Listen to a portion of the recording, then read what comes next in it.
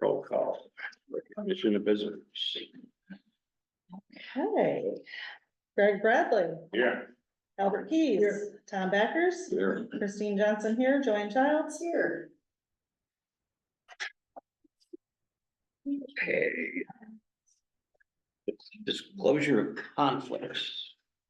I have none. I have none. I have None. Okay, approval of the agenda. Mine's cut off. You have to make some changes. SDR review date. Okay, that's, I put that as a workshop. So we can eliminate the public input and just get down to business and put public comment at the end of the meeting. What was that? Okay, Say it again. I made it a workshop. So there will be no public comment until the end of the meeting. In other words, we can get through this. So, and we have to set a date for that. We do have one guest, the district library. I will let him make a video on the village for Calcasieu County Library. Where are you putting that? Any other additions, deletions? Yeah, I'd like, information on what's going on with the hospital. There's supposed to be a vote for, and, nothing's really clear. I did find out that there's a lawsuit in federal court in Grand Rapids against the hospital. And now we got this important vote coming up on Tuesday, and I'm concerned. Where do you, we just need to put it on the agenda. Yeah. Okay, the hospital report. Okay, so that would go, I guess under correspondence, I don't know, I got Paul Orson here, item C, hospital. There is a open forum or something Right. going on There's too. flyers back here for everybody. What's that? I mean, if you haven't been to one of these meetings we've held and just relying on social media, that's bad on you. It's not social media. Just say- Okay, time out, let's get on with this. And where did you add the library? The library, guest report special order of business. Basically, we'll get him, the deputy, and then Craig wanted to be moved up. Christine said there was an issue there, and so we're going to, address this at our next meeting. Okay, so, But you do want to be moved up Okay, on yes. the agenda? So Time that out. you don't- Time out. Yeah, I did want to be, I'm sorry, I did want to, be moved up for a report. Okay. For the maintenance report, because of, I had to go by 8 o'clock. okay, and there'll be a question or two, concerning that. My question is, if this is very important, it's possible we could have a special meeting, right, to address this, if it needs to be done, like soon. I just want to throw that out to you, it's an option. I understand and I appreciate it, and we just had a very short conversation with Christine, and I was going to, probably Monday, because I know everybody's off tomorrow, but possibly Monday, sit with her real quickly,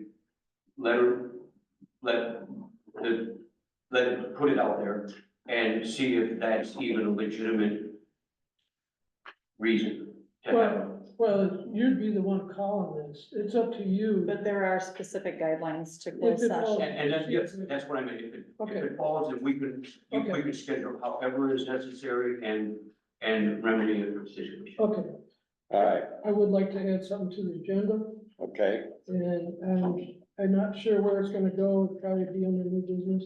all right, And that would be the Open Meetings Act, and Township Supervisor. Open meeting, number 15. No, the other new business. all right, under new business. Item C, That would be 15, or no, 14, or 14 or 15. depending on which top We draft. did 12C. 12C. You have 4 numbers? I got, oh no. 12C, would be on the bottom. Wait a minute, we'll see. All right, and we're moving maintenance up to A, 8A. Would be 8B, shove everything down. Let's get the deputy back on the road.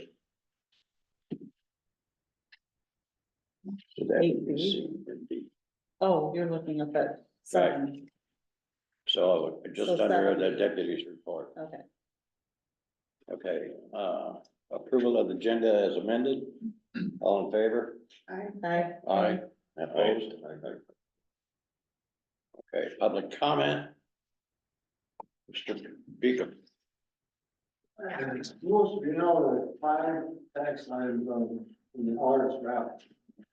4 renewals and 1 renewal. The new is for the 911 church. One last thing. We were having meetings in the council center to explain all the stuff, and John, I was here from the library. We had a first meeting Thursday night.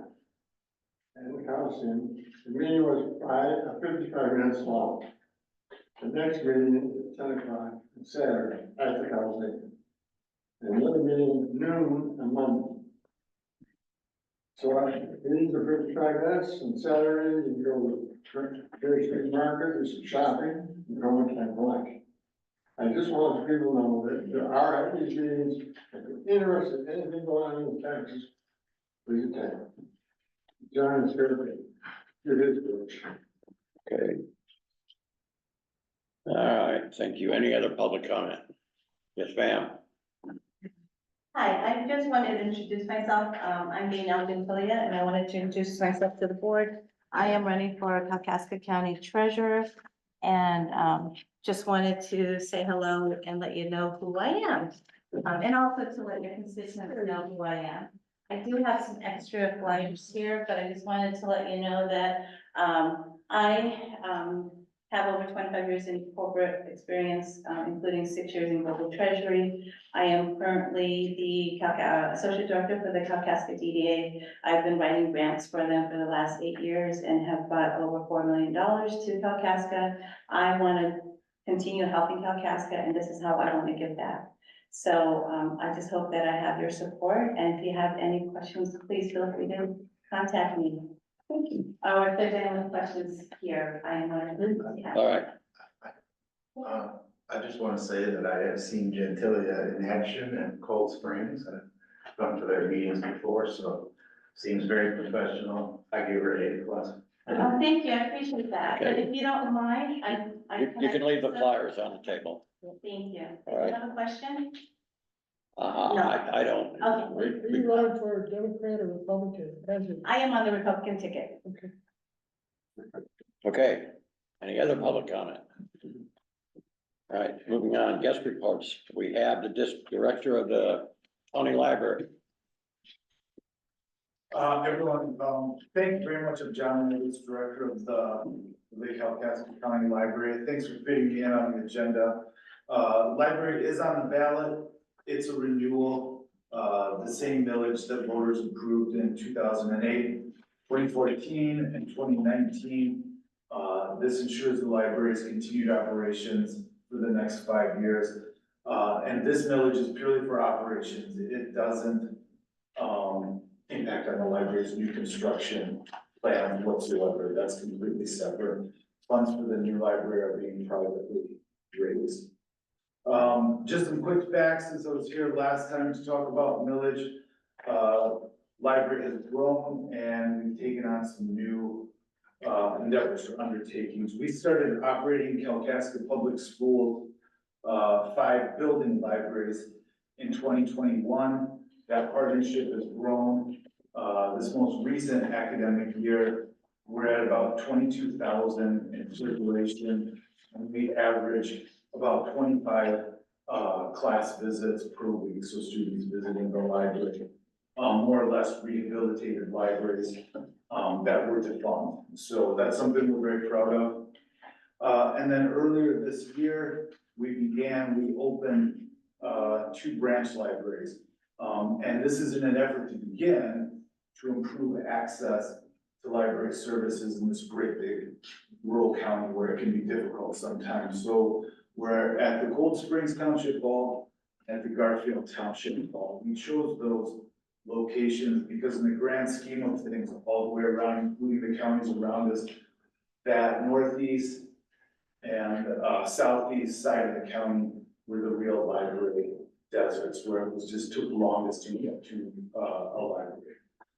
So we're proud of that, endeavors just started, and those are gonna, services, materials and so forth, are gonna be added over the course of this year and continue. Since 2019, the number of Calcasians using the library has grown, from about 4,800 in 2019 to just under 6,000, per year in 2022. And then the total number of items circulated, books checked out and other items, in 2019, we were just under 44,000. And in 2022, we were almost at 60,000. So we're growing, we're really happy with what we've accomplished in the last 5 years. I have left the board members, the library's current master plan, this document that I just sort of paraphrased for you. And then this is just an example of current costs, especially for digital items. So just something, for comparison's sake, for information's sake.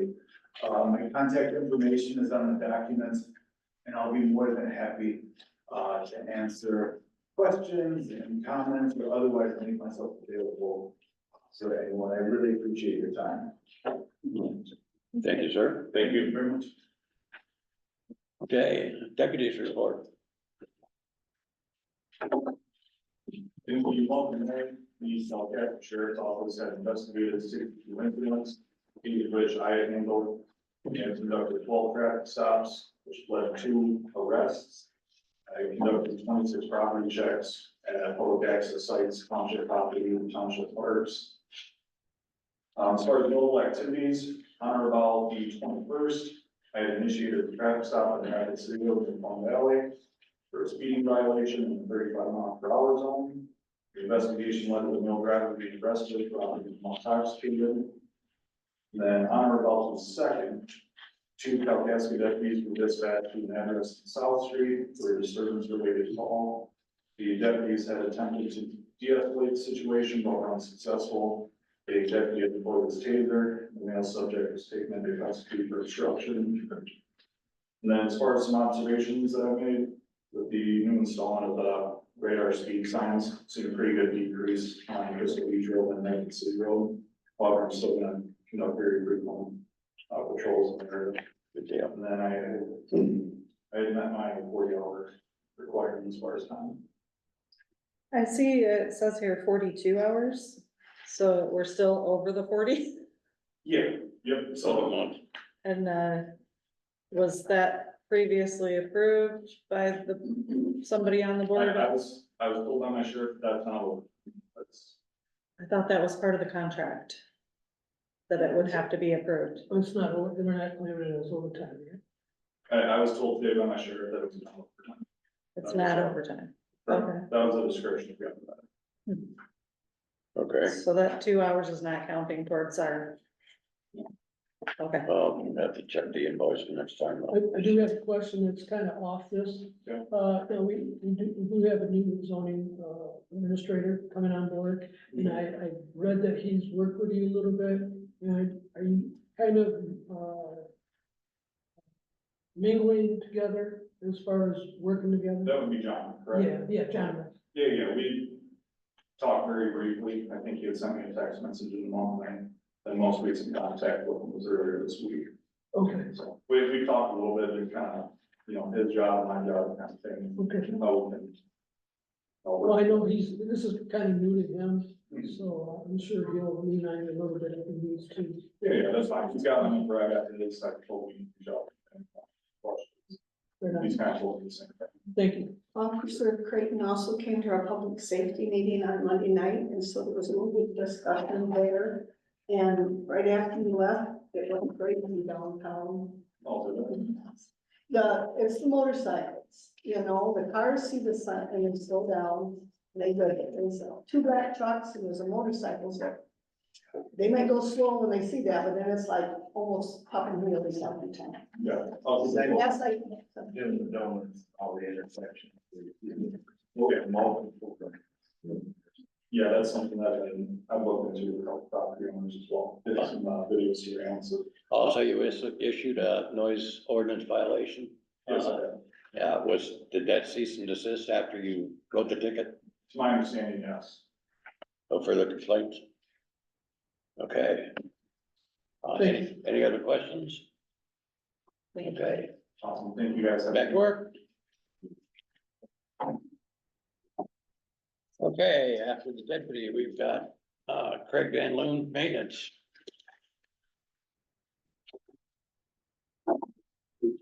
Want to apologize for the late asking for you to move it ahead. I didn't find out that I had to do this until 25 minutes before the meeting started. Okay, the maintenance report. We spent approximately 2 times the amount of time mowing, and we were paying so far this year as we did last year at the same time because of the unusually wet spring we're all dealing with it. The cemetery was in great shape for Memorial Day weekend, but we did have to mow it twice in 5 days, which is, you know, that's 10 days in between is a typical time frame, but Joanne was out there and saw the difference in 5 days, and it just had to be done again. The access sites were all given a final leaf and brush cleanup, and all trash cans were placed out. We do have a little bit of an issue with neighbors on the access sites dropping their yard waste. Again, or still.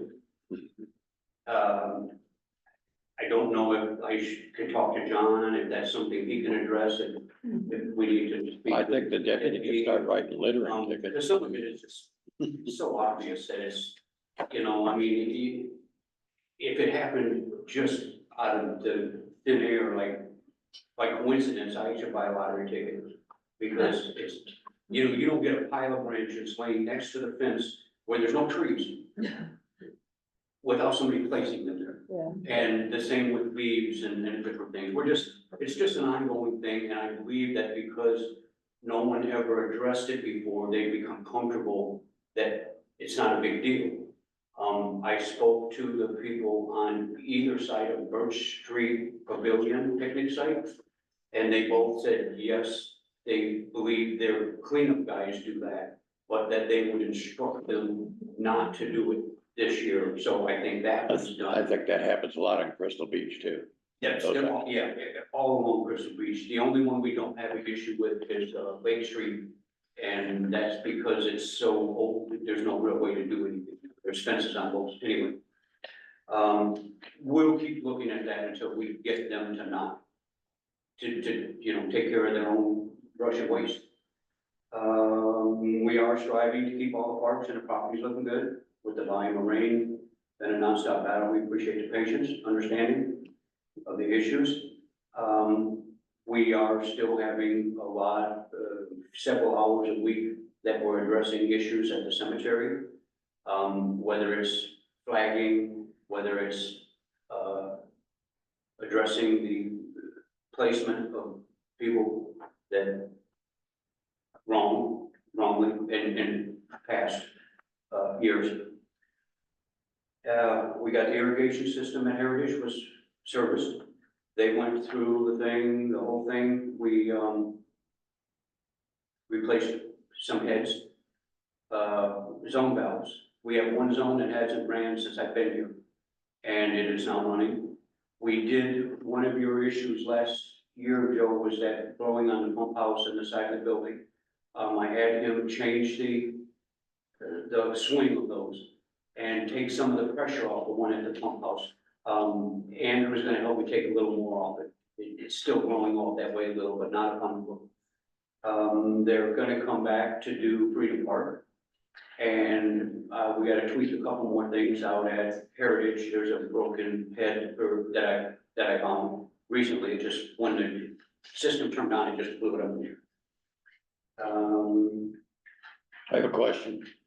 We got the map for the irrigation I system. do, and I'm working now to get the zones. You're gonna mark the zones and number. Yeah, I know where how they start and how they go progress around the park. I just have to get the number of heads and the areas down. When you get that marked out, drop off a copy to the office. I'll get a I'll do that, get a copy, one to Greg, one to you, one to anybody else that wants We'll one. bring We'll it need to it the on file. parks too, but we'll laminate that and put it, so we all put it in a notebook. And I figured we put one in a plastic envelope and hang it inside the pump house.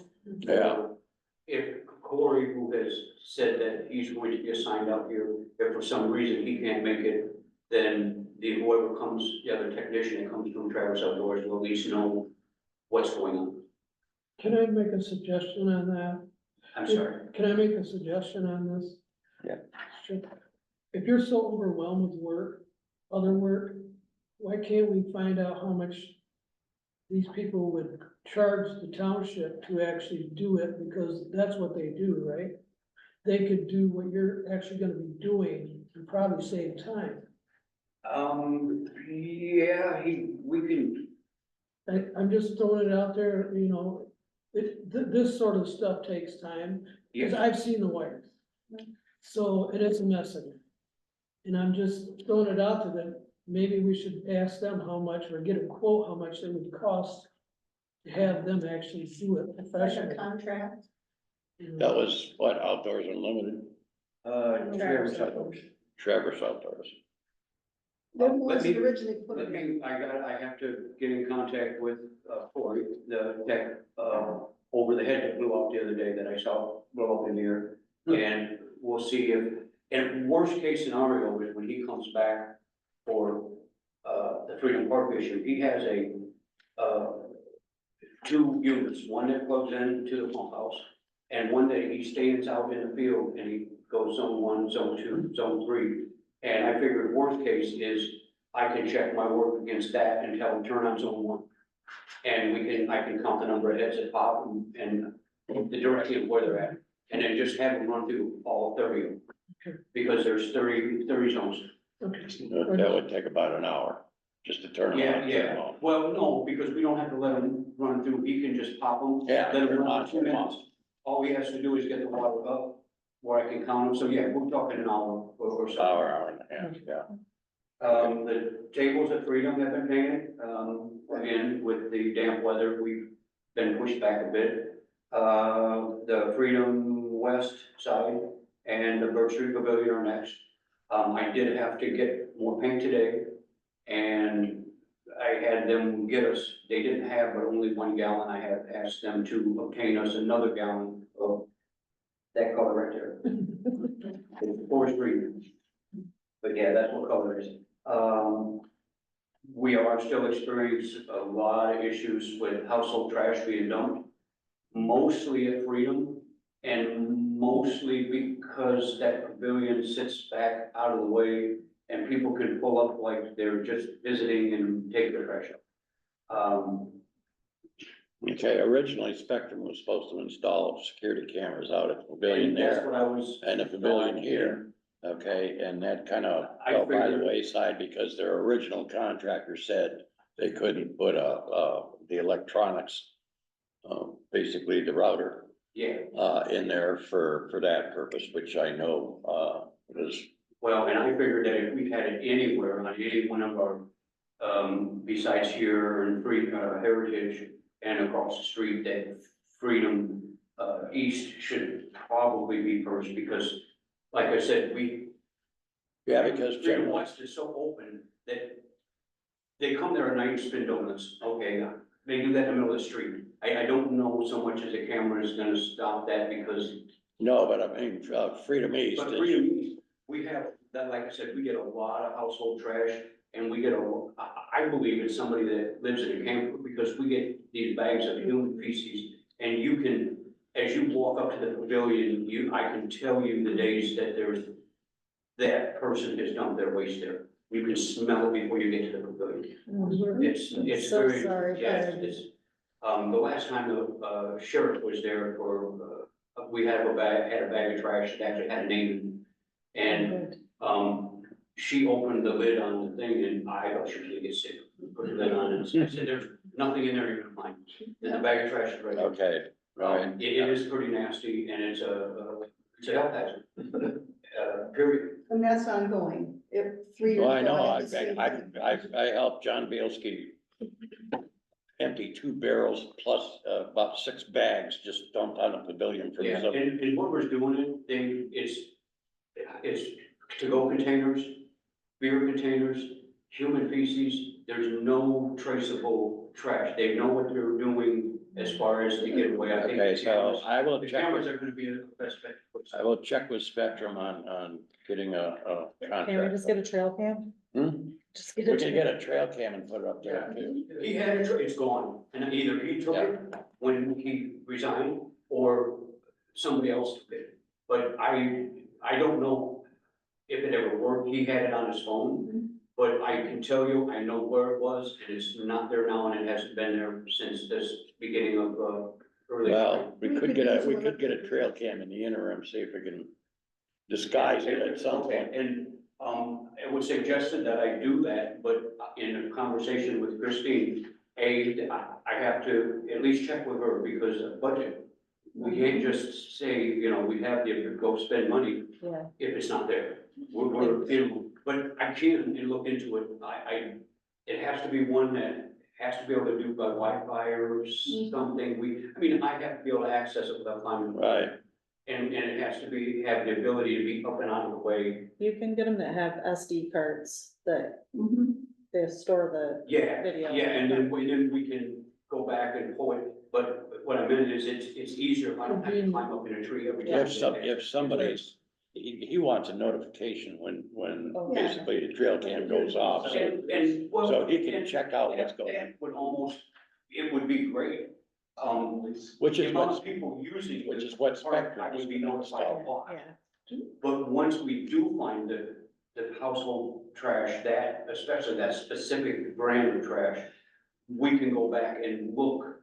Right, which is Spectrum. Yeah, we're not gonna catch them in the act because the notifications are everybody that pulls in the park is gonna be notified. Right, But once we find it there, we do trash on Monday mornings and on Friday mornings. We would do it more often if it was necessary. I know that, you picked some up a week or two ago. I don't have an issue being called out to just pick up some trash, get it, it takes an hour or so. But because I pick it up twice a week, I don't expect it to be all over the ground. It was, I got a video, it was all over the ground Friday morning. Doesn't make sense because the trash can wasn't full.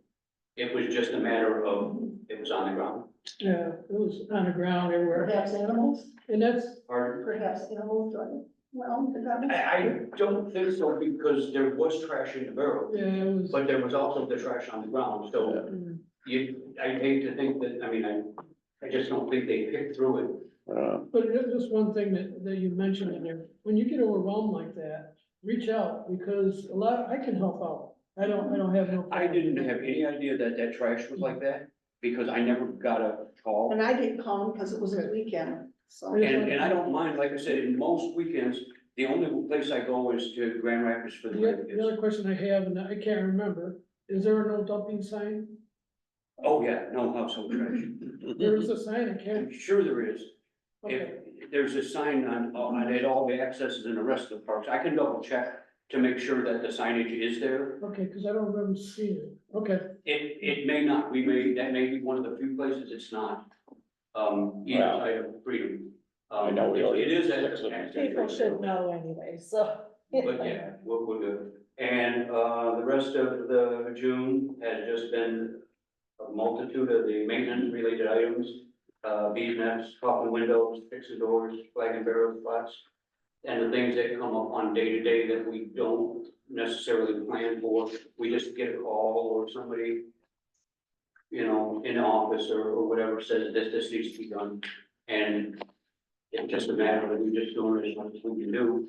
I will say that at this time last year, we had 2 people. We are completing probably 90% of what we did last year, but with 1 person.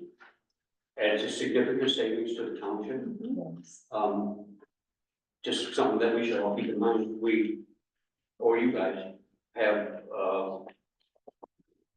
it's a significant savings, that's why I say. Okay, are you gonna be leaving? With that, I've got a You're question. gonna be leaving?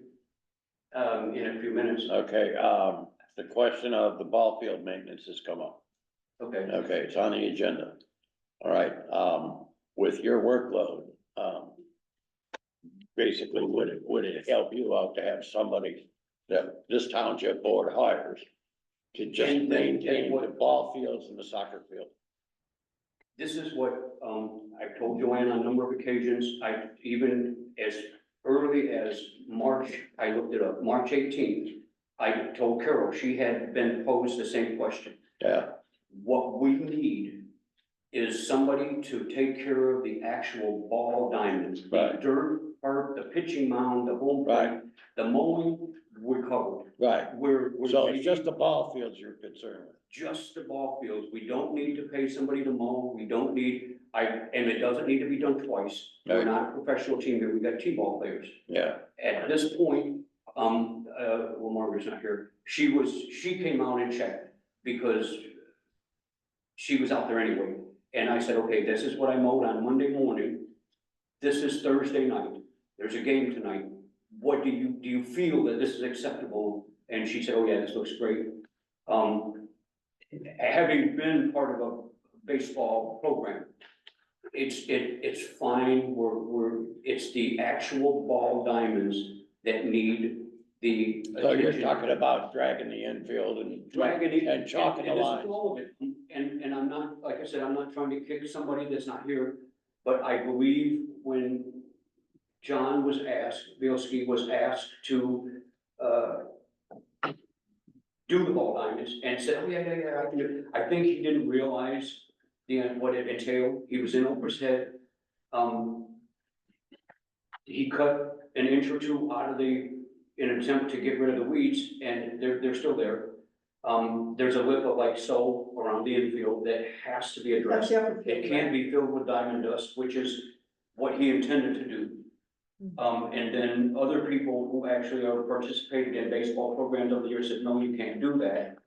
So you have to put some hard pack down before But you it get done. has to have something down, Okay, all right, I was just saying, so basically, somebody to take care of the ball field the proper, actual ball diamonds, the playing surface. Okay, the The playing surface. field, not the outfield, so The outfield is you do fine. the mowing, We're mowing. we're just getting worried it about, done. I scheduled it for Monday so that from Monday till Thursday, the 2 games and the practice, Monday's a game, Tuesday's a practice, Thursday's a game. yeah, The field is absolutely perfect. okay, The upper field is the problem right The now. It needs to be leveled. Well, I It's like understand. this. My golf cup goes like this. But we did receive, 2 soccer nets, so we're actually in compliance with the grant now. okay, We have the ability to have a soccer field. And, I haven't gotten them assembled yet, but they're there. We got okay, them on, a couple days ago. So we're good there, but the mowing part isn't the issue. Even though it may seem like here, we get behind, I have to jump over here and do this. It's still, I think, it got rather long a week or so ago, a couple weeks ago. But I was out at the cemetery 4 days out of 7 or 8. yeah, Memorial Day, And so being that we were keeping the lower field, very good, so that The issues with the it could be played It on. was all the issues. right, okay. I've got one other thing. When we saw the contract between Integrity Asphalt and Picture Perfect, I forgot to tell you, Craig and I walked along with both of them, and Craig said he would edge, and I know there was a conflict here about what they said they would do in that. I could not read Picture Perfect very good, but I asked Kyle from Integrity. He said, no. I heard that Craig said he was gonna edge, and they're gonna be doing it before July 15th. What, July 15th to July 17th? I thought the edging was written into the contract. It wasn't. They may, I told them, the township bought an edger for that specific Okay, purpose. So we have it, and I told them that I would edge it, as long as I knew before they were coming. They did say they're coming mid-July. okay, That would give us time to have it edged, but they may, because of it affecting their work, they may insist on doing it. But- That might not be, they might do it. I know one of the contracts had the edging been root removal, because the roots are, Yeah, the roots have to be there, because the roots are up under the, But Craig told both of them he was gonna add some, so that should have been in that contract, but we've already approved Picture Perfect, so that contract is settled, just. Okay, We'll have to relook at the. And we contract, have at make sure it's least not- one volunteer that says that We'll once I'm relook at the edging, they contract, will make sure it's not in pick there. everything up. If it is, it'll have to be removed from the price. I thought, yeah, this edging was in one of them. Okay, anything else? Just that. You're doing a good job, Craig. Yes, you really are. The one thing we discussed is power washing the pavilions. He doesn't have something to do with right now. And if he can't come up with an idea of how we can do that, I would suggest that perhaps, You I can think borrow that money. parks there are people that will do that at least once a year because they get really disgusting. And we've got 1, 2, 3, 4 of them. If you wanna schedule power washing, I got a little electric and it works. It's a water The problem. problem is the water source. Yeah. Everywhere except we can hook into Heritage, but Jason walked me through it and said I had to be really careful because I can blow something up. The power of the pump versus what we're letting out. And, I just have to be careful how I do that, but again, that is something that it just have to be scheduled, done when there's some time. I don't think we're gonna, All right, we're gonna be put it that. on your wish list, we'll figure something Yeah, out. it's on the list, I can do it there, but I can't do it at any of the other pavilions. Or the dugouts, I would say the dugouts, have been occupied by birds. They could use something, but I'd be 300 foot hose. Or in that range to get it out there. And I think that's something that would have to go to parks, because it's the maintenance of the park. I can go to the next meeting and request that we are allowed, I don't know if we could rent that much, or rent hose, I don't know. Is there a way, our big 350 gallon thing, is there a way to hook that power? You have to have a pump that will supply, I believe it's 320 gallons a minute. I have to look at the power washer, but it's way more than the pump for water in the trees. All right, It's way more than that. we need new wells out there. Anyway, okay, anything else? All right, we're on the minutes, May 16th. I read them before, I sent them out to the paper.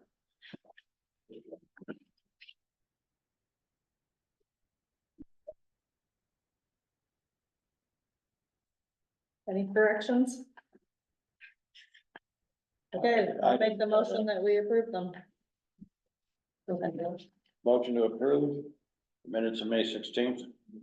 All in favor, say aye. Aye. Opposed? Correspondence. I've got several. Okay, after months of pestering consumers, I have a date for the power switch for the meter base on the digital sign and the 200 amp breaker panel out there of June 28th, basically a week from tomorrow. Good, Okay, cross your fingers. 4 years. I did have an email, confirmation of that, but I didn't print them. The other thing I got was a couple of, inputs from Ryan Williams and Scott Sorensen on the, STR meeting we had last week. I'll bring them to our next one. I have 2 draft letters from Smith and Johnson, one concerning the Verizon debt. I know we discussed this at, last month's meeting. I have a draft letter, I'll print 2 copies, but I'll read it. The check would go, to diversified adjustment. We did sign that, disclosure letter for the attorney. Please be advised, we represent the legal interest of Clearwater Township in Kalkaska County, Michigan, as it relates to a debt it allegedly owes to Verizon. This letter pertains to said debt, reference number, account number. Please find the authorization form from the client for us to correspond with you on its behalf, which we sent them. Okay, Clearwater Township disputes the alleged debt claimed by Verizon. However, in order to meet an amicable and just resolution, please find the enclosed check for $1,250, which is what we figured we owed them for the 3 months and the phone. Still have the phone.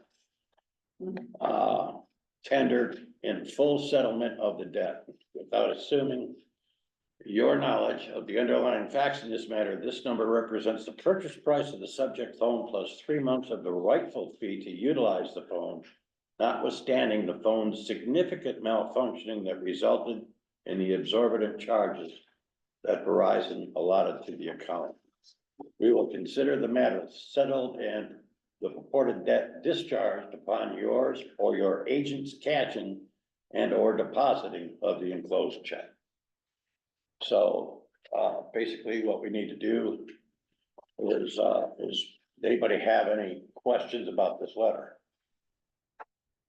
Okay, so what we would do would be to mail a check to Diversified Adjustment Service, the collection agency. Okay, to the township attorney, and basically he would sign this Oh, we're mailing the check to the attorney. to the attorney, and the attorney's gonna send that with this letter. Let me see.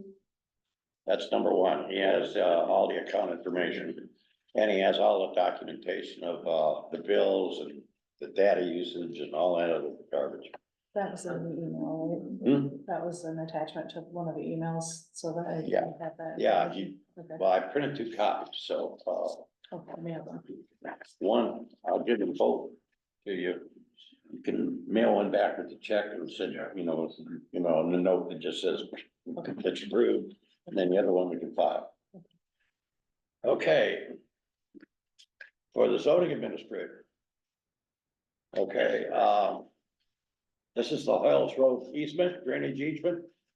Okay, I contacted the lawyer.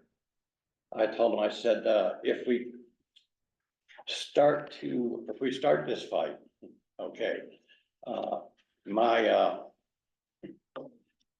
approach to this is, okay, be nice the first time.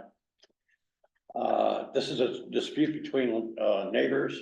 Copeland Plat has on it, a 15-foot wide dedicated easement between 2 properties that one of the neighbors has been filling in for 2 years, which is causing flooding on the next door neighbors and burning under the pump house, living in his pump house.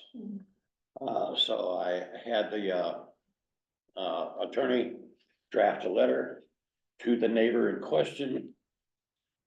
Basically he provided a copy of the plat, and basically, it says,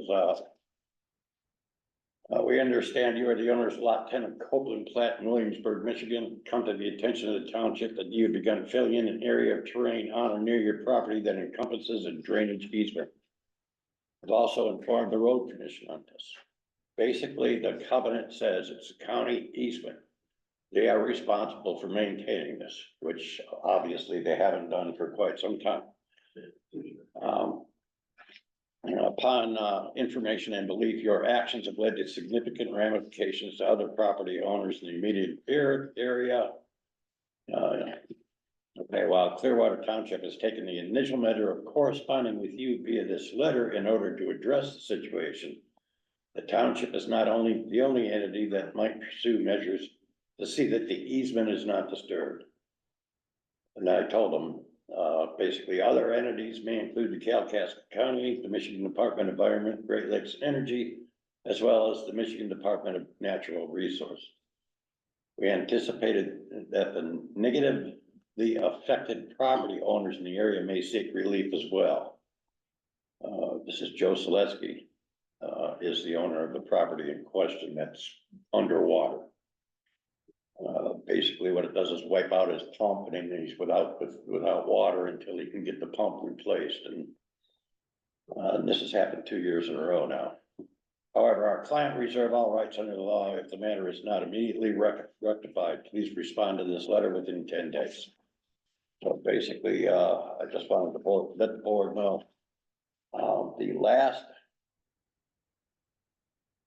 sentence, okay, I don't understand why, if I may, all right. I don't understand why we're just now learning about this. Because this just came up, like 3 weeks ago, and I know, so I called, John Rogers. Explained this to him. I asked for basically the plat, which is what I have here, that states, because John Rogers pawned it off on the DNR.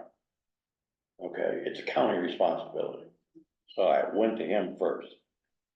And this basically, and this is a registered plat, which means, this is the law. Basically, Hoiles Drive of Copeland, that drainage easement as shown on said plat is for the exclusive use of the Calcasieu County Road Commission in maintaining proper drainage for said plat, which is the entire subdivision. So it is, That's causing a major problem for a lot of those landowners out there, which affects the road commission's suggested repair for Hoiles Road.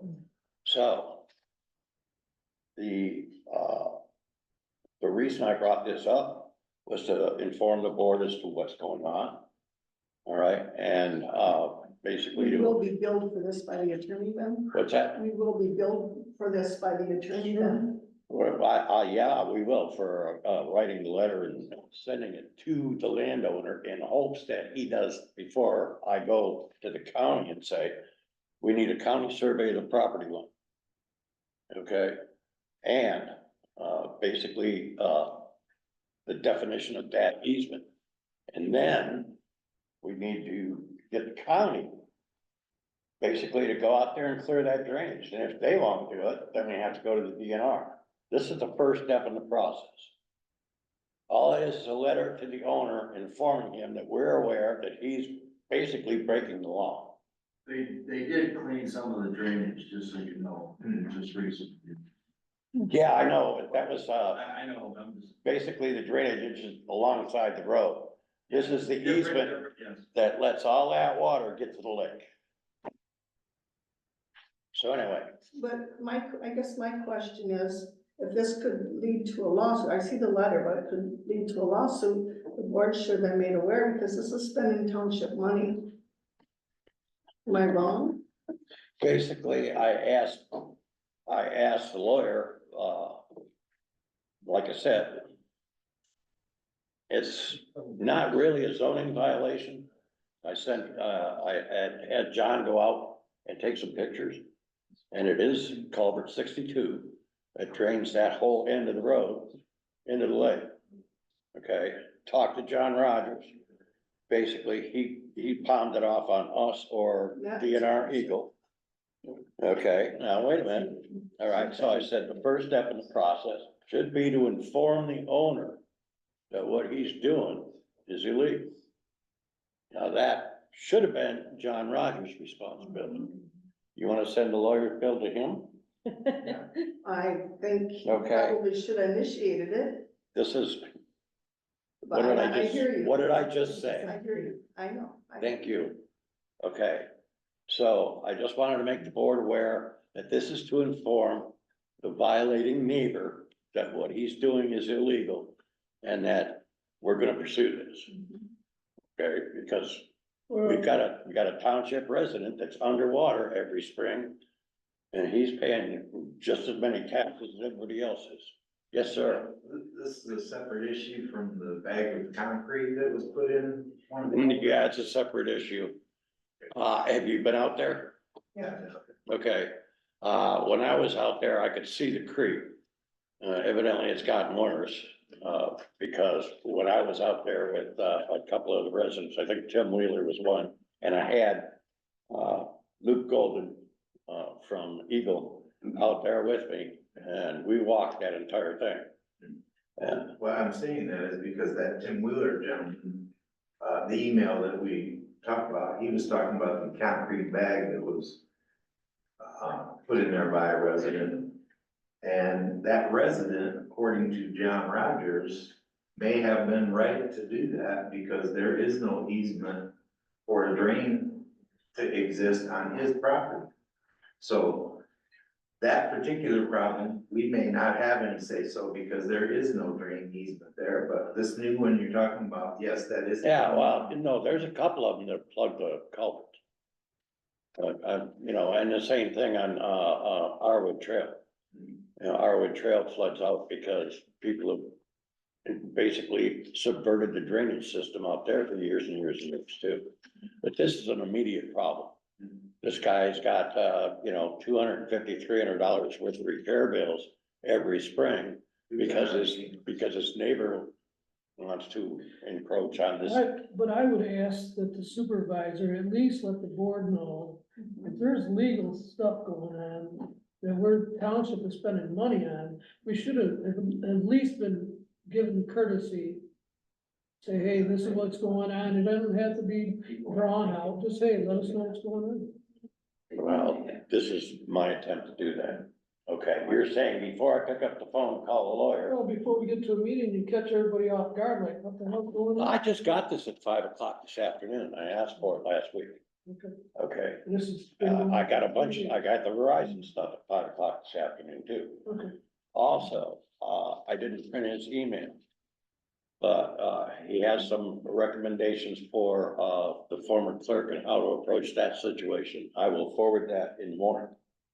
Okay, so you're up on that. I will give you the entire email.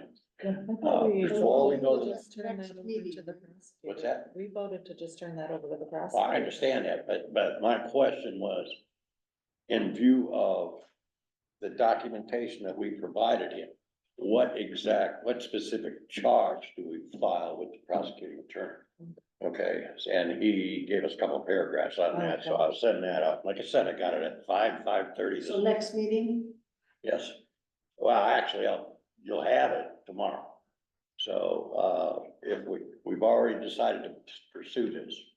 So it might take one more phone call to verify what language we need for the prosecuting because of attorney. the cost, I heard someone suggested that, we can go to small claims court up to $6,500.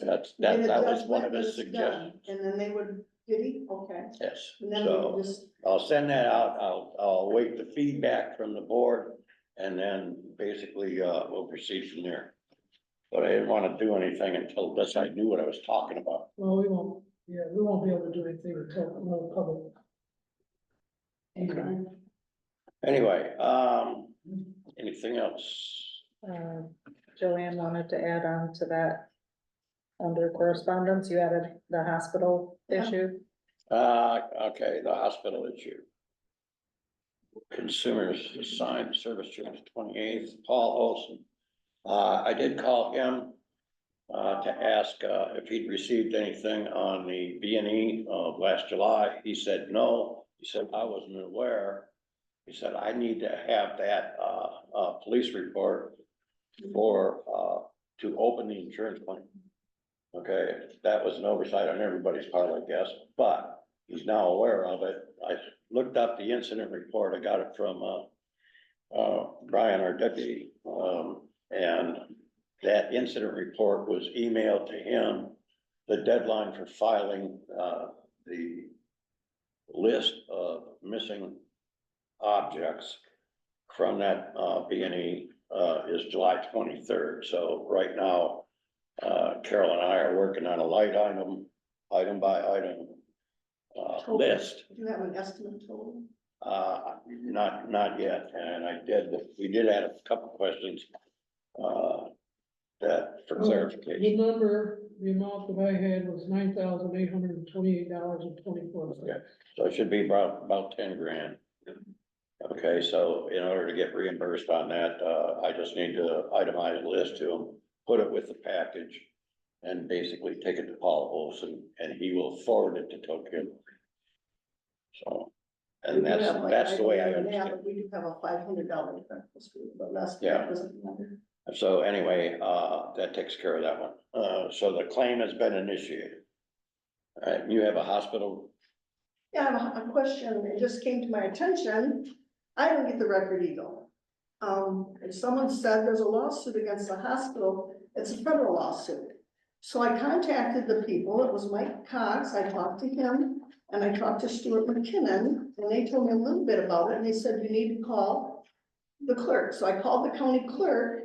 She sent the information to me. I have given it to Teresa, who is on our public safety committee. She's an attorney to go through it. To see, but my concern is, this is a federal lawsuit. I was told that 17 different law firms were contacted, and the only one they could get any of them up here to go with that. So it ended up being it's a federal lawsuit on Grand Rapids, according to this. And then at the same time, there's like a conjunction. The hospital's in the process, and I don't understand, I know there's been forums, but these people that are filing a lawsuit are upset. They think it's wrong what is happening, that the hospital is being taken from 50 years ago. Our county and county residents, this is a local hospital, okay? And sure, we have to build it all up once it's done all that. But it's still taxpayers put money in there, so I feel like it should be a no vote. I heard it's coming up next Tuesday for a vote. I believe that all of our representatives should vote no until we know a little bit more what's going on. Because once that is done, it's a done deal and we've lost our hospital. We should, I feel, I don't know, but all the money that's gone into the taxpayers put in, we should get something. If Munson is taking it over, I heard they might be signing up with another big hospital. Are they getting money for that? If they're getting money, should that be shared with the townships? That just questions. So I would ask Greg, when you go to the meeting on Tuesday, if you will please vote no on that. Until we get more I'll information. vote the way I feel is best for everybody in the township, okay? And Munson owns this much of Calcas Memorial Hospital. Okay. They're strictly affiliated hospital. That hospital is owned and operated by all 13 townships in one Okay, building, yeah. okay? And any change has to go to a public vote. Okay. Yes. So that will, so a vote on Monday. So you don't have to worry about a lawsuit or That anything. vote's coming up Monday is, do we want to proceed or not proceed? Okay, that's. And right back there, there's a flyer. I encourage everybody to go to one of these public meetings and find out what's going on. Mhm. Because you think we've done a fantastic job and things should stay the same they are. They can't stay the same they are because the government won't let us. And I agree, because we get a lot more stuff going on because they want to be a part of it, but I did not want to see the townships lose. We had a letter on back from the president of Munson just come last month that they have no intention of buying Calcas anymore. They have no. But they're changing from nonprofit. No, we're an Act 47 Okay, hospital, which means we're old. It's So- 1947, We are, but they want. and we're limited in what we're All allowed right, to do. let's. I asked Jim also to read that Yeah, lawsuit. I was just gonna say, I read the whole lawsuit as well. It's 80 pages long. And it's riddled with illegal meetings. I can name the individuals, but I don't think that's appropriate, but, anybody that's interested, you can FOIA your county clerk and read it yourself. But, to say that we shouldn't be interested when there's a lawsuit, Mhm. I have great respect for, Mr. McKinnon and Mike Cox. And I don't think they would do something so horrifically inappropriate as to sue our entire hospital board and board of commissioners and many other people they're suing. I don't think they would do that if there was nothing. But I will say this, the current changeover or transfer to a 501c, they're talking about a $7 million amount changing hands. Well, our hospital currently has over $30 million in the bank. The building itself's 120. Where's all the rest of the township's ownership if we're gonna be giving away our hospital for $7 million? I think that's, and I know we're not debating the hospital right now, but there is a serious debate going on as to how In to, other words, are you trying to tell us the lawsuit has foundation? that's what I think. Okay. And Point taken. All right. I just wish we'd heard about it here in the meeting. It was like, where'd this come from? Okay, Lawsuit was filed there's April. another open forum scheduled. I forget.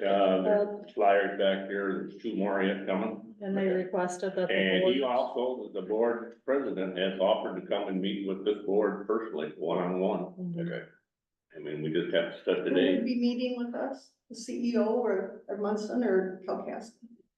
Munson has nothing to do with it. Okay, so the It's not. CEO of Calcasas. Yeah, Okay. he'll come and meet with this board I love, I personally. had a private meeting with him. Can I just verify that an appointed official is given the authority to vote however they feel? Or is this the That's right. board making the decision and explaining to our representative which way to vote for the township?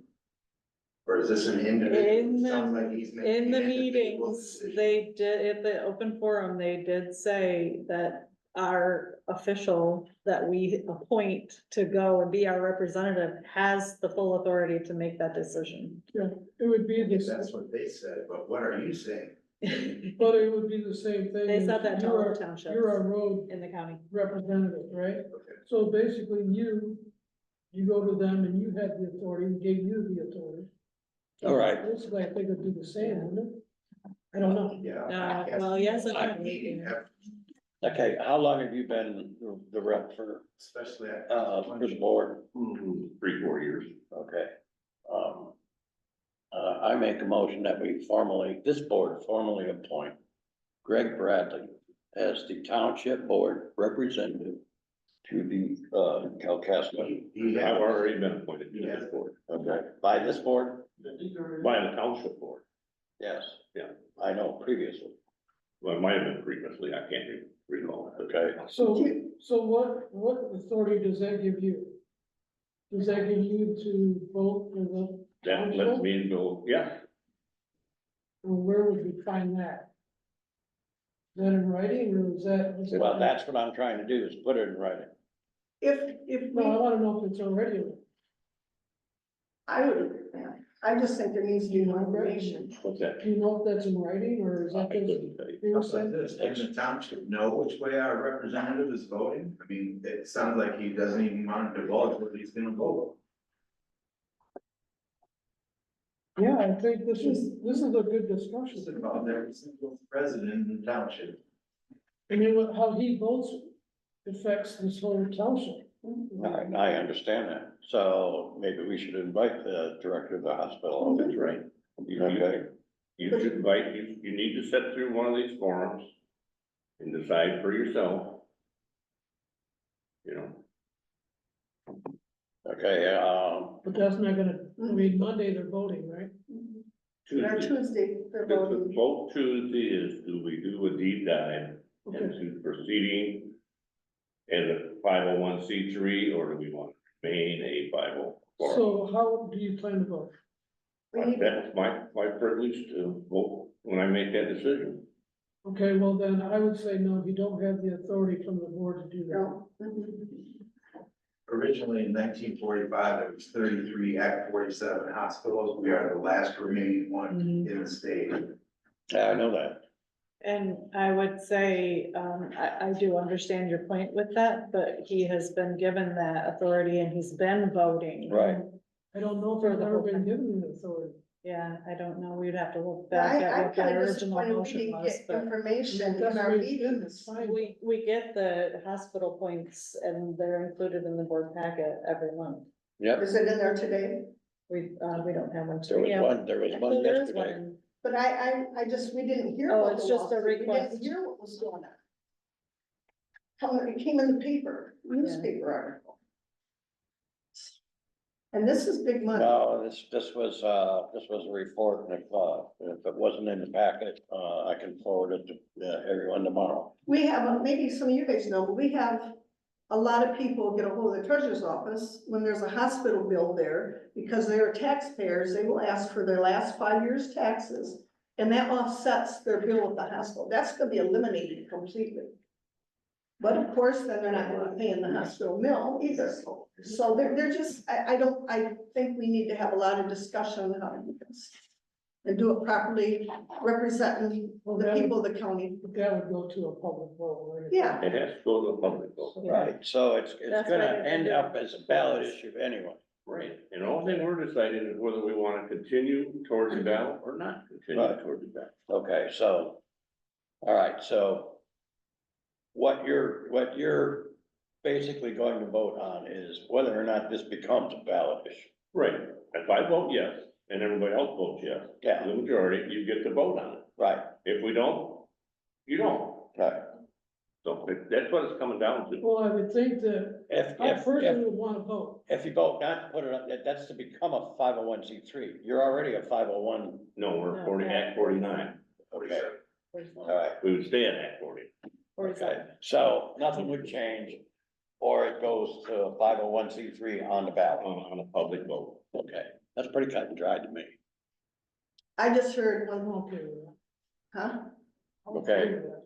Yeah, I mean, it's a yes, or it's a black and white situation, so. I just heard that once this vote goes, we can't change it. So I don't know about ballot. and Well, all what that that, stuff. what that means is that it would not go on. You can't change whether or not it's going on the ballot. Well, this- In other words, if nothing changes, it's still a tax supported, Right. Yeah, it's, yeah, nothing changes. and it's up to the Okay, people. if it goes to the ballot, then the people decide whether or not to make it They a wanna go, Is it, seat. can I ask one more thing? Is it true that our representative, can't remember his name, went 2 or 3 years ago and did some change at the state level to allow this to happen without the knowledge of the people? that I vote. That's all these questions that come, and I'm like, we need to know more about it. All right, moving on. Were you rescinding that motion that you started to make? Yeah, I'll withdraw the motion.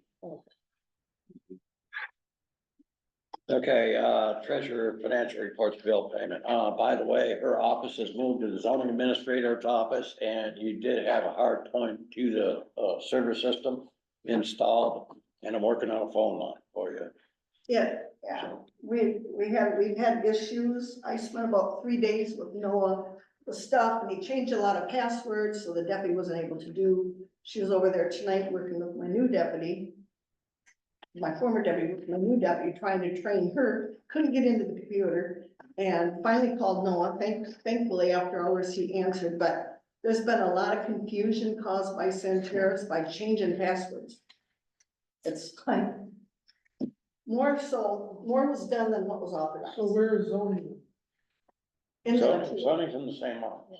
Okay, they're sharing that. Okay. Yeah, We they're should sharing, have- they're sharing the office space. We should have a boat lock there instead of just a lock we have too, because the treasurer's office is there now. Well, okay, we'll add that to the maintenance work. Yeah, put in the work order. Okay, I have a question for the board, regarding the deputy treasurer. We voted months ago to allow Dee to train the Mhm. new deputy treasurer, and we voted for 90 days. Dee's question is, did that mean 90 days of training whenever they can or meet? 90 days. Or 90 days in total? Because she hasn't been able to meet with her except for 3 or 4 times in the last 2 times. 2 months.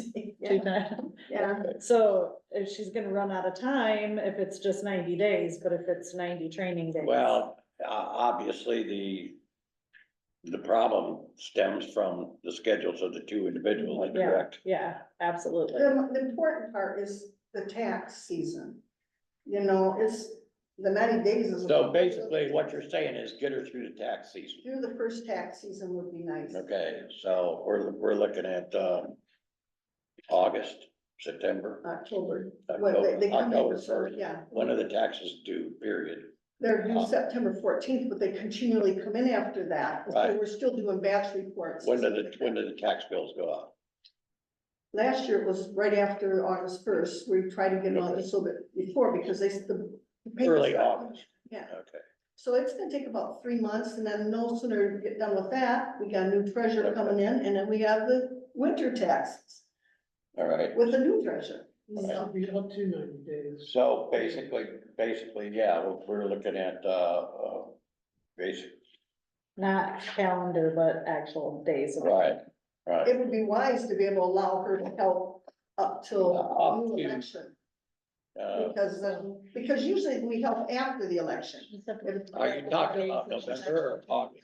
And that'll get her through. Yeah, Okay, but yeah, I would say at least till, probably, Can we just make a motion and so we can just redo the Okay. meeting? Yep, I will make the motion that, up to 90 days. the training for the deputy treasurer would be up to 90 days of training in that calendar. and we've also, Noah set it up so it can be done remotely too, which is gonna make it We need to easier. know than if we trying- have a second. I'm sorry. Sorry, Yeah, we're I'll in the middle of second. the motion, okay.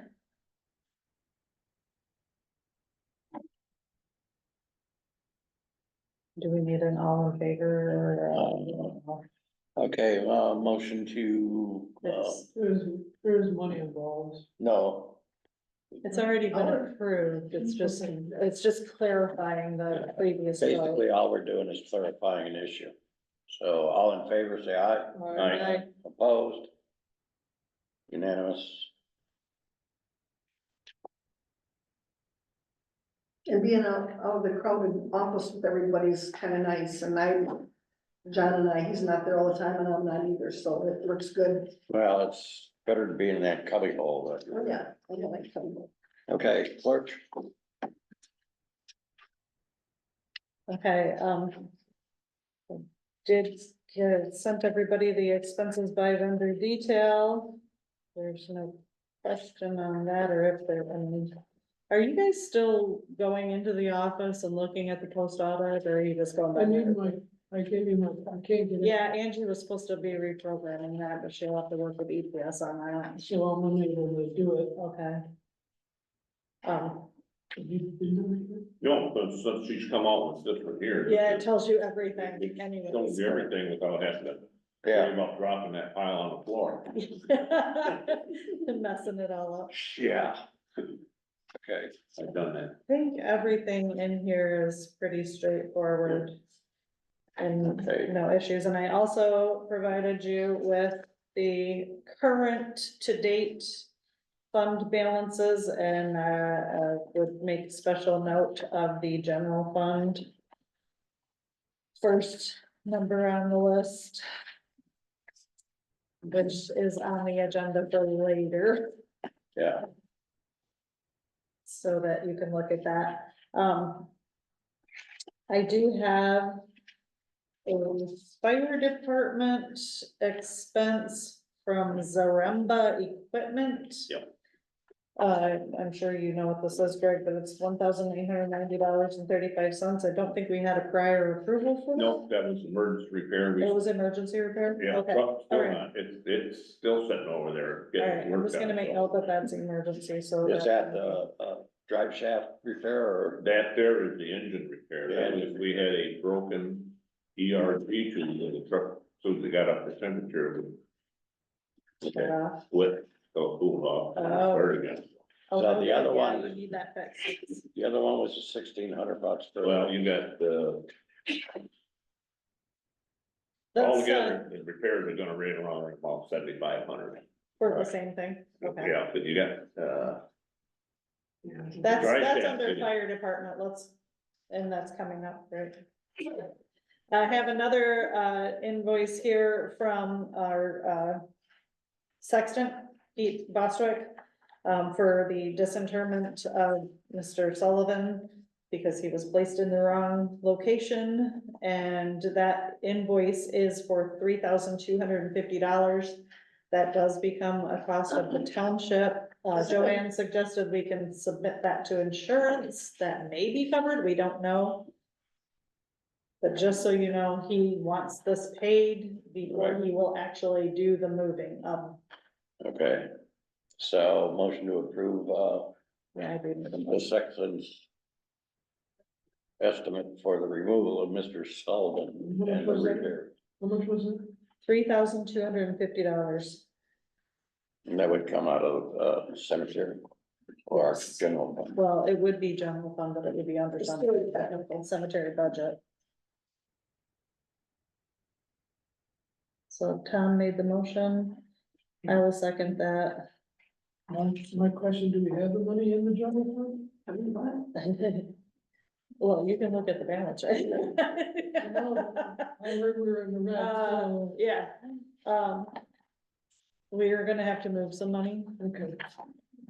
in order to cover that expense. We have to pay it. Mm-hmm. It's not, I mean, we're at a point where things have to be paid, yet the money's not there.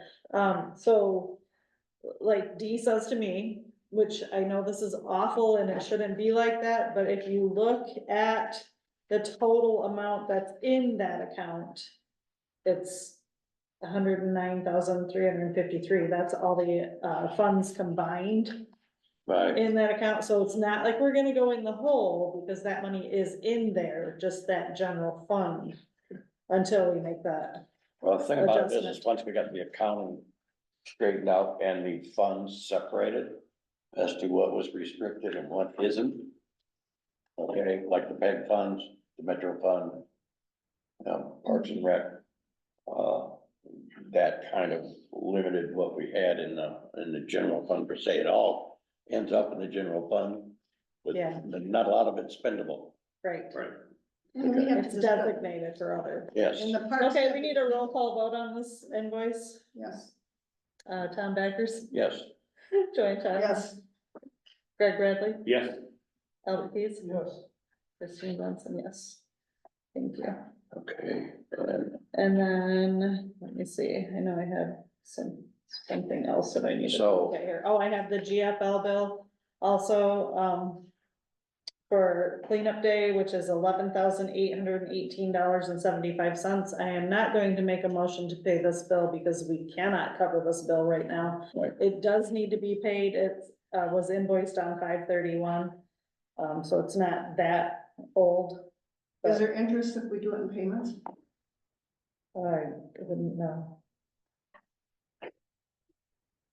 that would require a phone call. Yeah, well, could we approve it with the understanding that it'll be paid when the funds are available? That's true. I suppose we could do that. I mean, that way, they'll get their money just that much faster than waiting on us to be And wait another for 30 another days. We meeting. won't leave it hanging until next meeting, that's it. All right, and then, who wants to make that motion? You want I to- make a motion, we accept the Green for Life bill and hold payment until funds are available. Yeah, we can approve the bill. Yeah. Pay it, pay it. Approve the bill, the payment, but hold the check until funds are available. Okay. I will second that. Are you gonna call on, the insurance company on, or you want me to call Paul on the, burial situation? If you have to call him for other things. Yeah. Yeah. Yeah, I'll give him a call, Okay, cause insurance, so that's the question, was Yeah, with the can insurance that- covered? can that be covered? All right. Roll call vote. Christine Johnson, yes. Albert Keys. Yes. Joanne Childs. Yes. Tom Backers. Yes, Greg Bradley. Yes,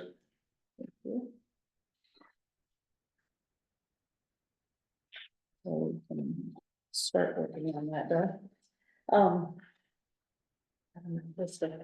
Just wanted to let you know that, the audit is scheduled for 2023-24 for, July 29th and 30th. And I already sent you an email about election stuff, so Margaret and I are in the middle of training for that. We had one this week. And then we have another one next week in Gaylord. Because of all of the changes in the laws, right, we have to do a lot more training to get ready for that. And, oh, I did have one more, question for the board. Holiday pay. It's not written in any of our policies Right. about holiday pay. And Margaret and Angie have never taken holiday pay. And Craig has written holiday pay on his timesheet and been paid holiday pay for a couple Which of brought the holidays. question. Yeah, which brought the question up. Is he supposed to get holiday pay? is a difference between full-time and part-time? Greg is full-time. I don't think Just a so. thought. I didn't know. Maybe. They're all full. Well, I mean, that's the thing, 40 hours. our policy has never, not that I know of, has never addressed that one way or the other. Right. I think we need to check whether it's full-time or part-time. You Well, how know? would we check? We don't have policy, that's Oh, what I I'm saying. know, no, I know. Yeah, but there might be something we can find out how it's How it's actually typically done? Gotcha, And then see, just so you know where to start. okay, so, Basically, I think the state labor laws might, okay, we need to check labor laws on that. yeah, That's a good call. For this last holiday, what I did was we had 42 hours. I did not count it overtime because he counted 8 hours of holiday. So I just counted regular hours for the whole thing. And then I asked Tom, are you supposed to do holiday pay? So, okay, so check labor laws. Thanks. Hmm? yeah, I believe the labor laws. And, Now, this would be working on a holiday, not off. so difference between full-time and part-time, I think she paid him when he was off, right? yeah, Okay, yeah, so that would be 8 hours a day. under benefits. yeah. Okay, I know you would have to pay them, it's either time and a half or double time for working on a holiday. Cause that's Right. basically union stuff. But we're not a union, I know that. I know, but I mean, the labor laws reflect yeah. that. But, in other words, Well- we're talking about paid holidays. Right, So yeah. that would be the inquiry. Do part-timers pay holiday pay? They never have, No, Oh, I'm saying, oh, ask the labor right. laws if, you know. right, if it's a difference between full-time, part-time. The state laws on basically paid holidays for, All right, so just so everyone is aware, he did get holiday pay for 2 holidays okay, and, but that's nobody why, else did. nobody else did, yes. And that's Okay, why I so- bring the question up because are we, And I think it first came up, I don't know if we ever did Leo, that first came up with John and that I remember, okay, John and Craig when we hired them. I don't remember Leo ever doing that. Well, I think if we pay one, we need to pay them all. Yes, we need a standard policy. yeah. So that's what she's asking about, so. Then do you pay them for a full day or 4 hours? You know, that you have to figure that out too, because a regular day is 4 hours. Margaret doesn't even have set days, right? Set hours? How would you do that? She basically does, she works 5 days. Oh, I know, but Angie works what? She works more Angie too, but has, she's yeah. scheduled 4 hours, so Yeah, it just gets complicated. We want to do this right. All right, let's move on. All right, we'll check it out with the holiday pay and, I think that was it for, okay. All right, the fire department engine repairs we covered. Yeah. I think the total bill is gonna be right around $7,500 for everything. Okay, Then we get it back, put it back together. and that is all covered under the emergency because of that issue Yeah, with the but- truck, okay. We're still getting trash shed built. okay, planning commission. You, chief had a couple of requests here, Oh, No, okay. trying to figure out where they went to.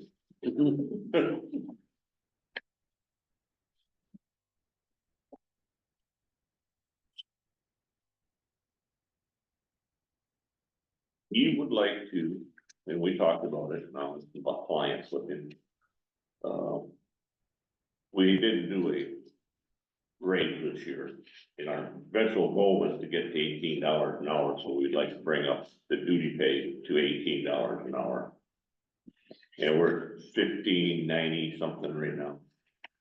what was that, 1592?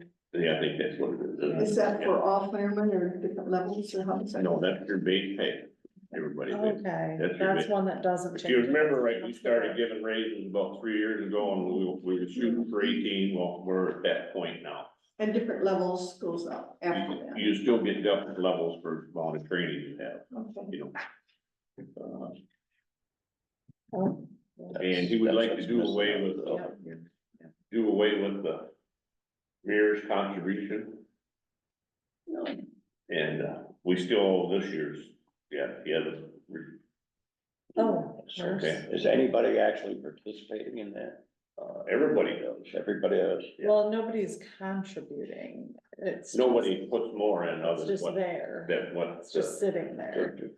The minimum. the towns, the fire department makes the contribution, nobody adds any of their own personal money to the fund, okay? And everybody would rather have cash up front. You know, That's what's different. so what, what we're proposing is they would get a check in October. October or November, so they would have it for Black Friday. Christmas shopping, you can hand your wife and say, well, this is why we've gone, this is your pay. You know, and then it's based on,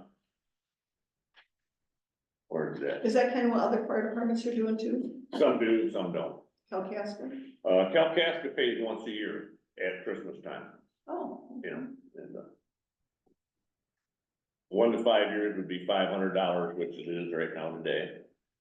And 5 to 10 is $1,000, and anybody with 10 years or more would get $1,500 contribution. Follow me? Is that kind Oh, of? that's what you wanna change it to? Yeah, that's what he wants to change it to. And they have to attend 50% of the meetings and training, which they have to now. And they have to respond to 20% of the calls instead of 10% of the calls, Nice. you know? So this is basically a bonus? It's a retention, Okay. we call it a retention, you know, Retention plan. because your payouts are based on how long you stay there. Would that need to come in the form of a resolution? I For don't the know. fire department? I don't know. Just wondering. That might be wise. I'd like to I mean, see, it's their money, but Yeah, it's a policy. Yeah. It's setting a policy. you're right, that should be part of the personnel man. Yeah, part of the fire department. And then he also requested 2 hours minimum run pay, so, which I'm fine with, because we usually, if you get back, you got stuff to do at the station and, you know.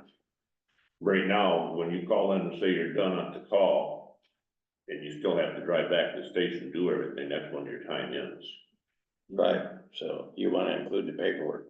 Yeah, paperwork, washing the truck, Yeah. Are restocking the truck. those changes in pay, are those things that you need the board to vote on? Because basically you do your own pay, but. Right. Always in the past, we just said that, this is what we wanted to do, and you said yes, yea or nay, Okay, and so do you wanna vote on it? we So, struggled on this for a while, and we've come up with, this is what we've come up with, it is factored into the budget figure we give you this year, these figures are, okay, Okay, so. so basically you're looking for a pay raise and a retention from that. They're changing our retention from a mirrors to a cash payout. And the standards required for The standard required to meet the standards is the same as it is now, except we doubled the number of runs they have to qualify for. okay, well, I say we start with just, the pay, and I would make a motion that we approve the pay raise to $18 per hour. And just, also the 2-hour minimum run pay. okay, I'll second that. Oh, Joanne already did. Okay, she beat me to it, all right.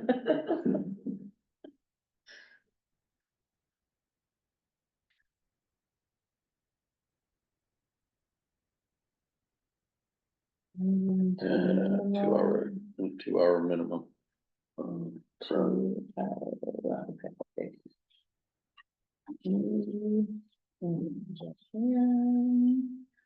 and roll call vote, Joanne Childs, Greg Bradley, Yes, Tom Backers. Yes. Albert Keys. Yes.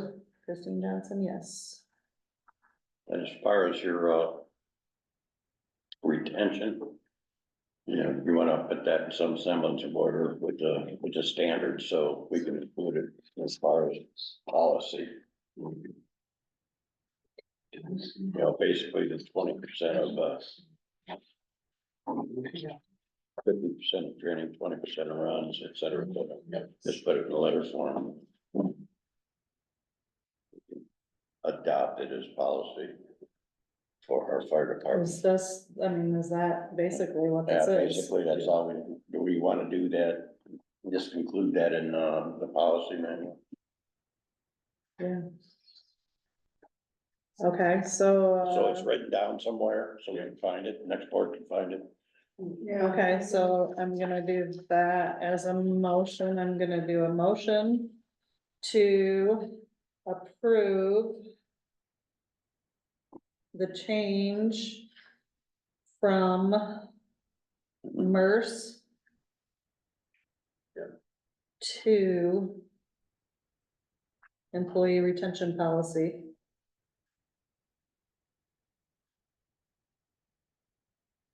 That's a good idea. With a cash incentive.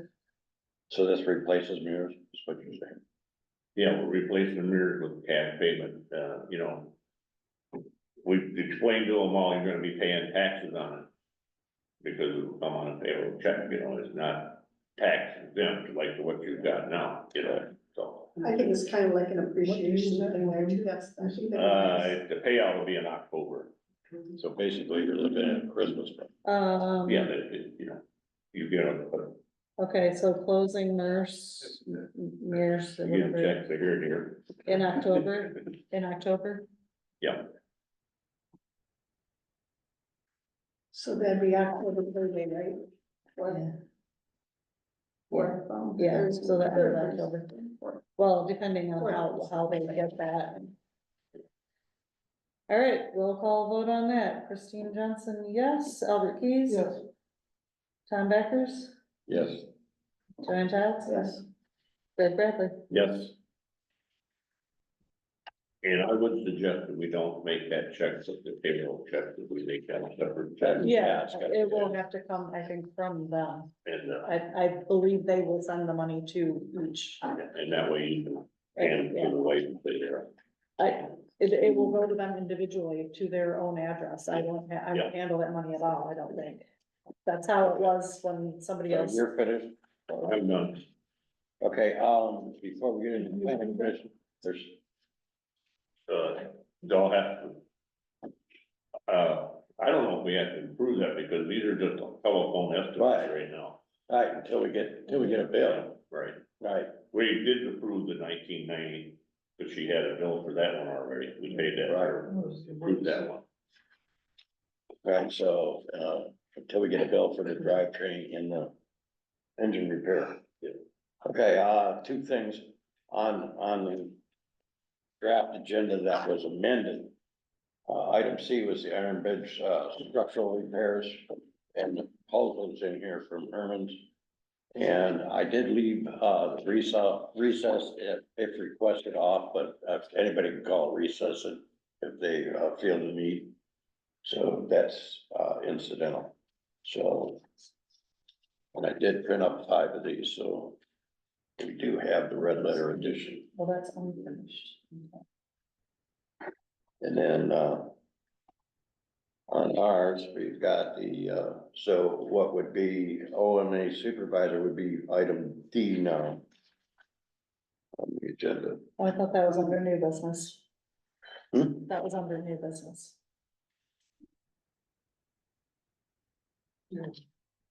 C, right? Right.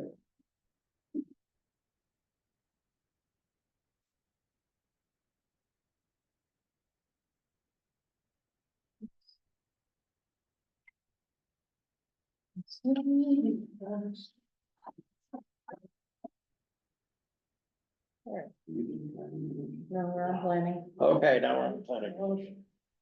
Quick, quick. I left all my copies at home, so I'm just gonna read this.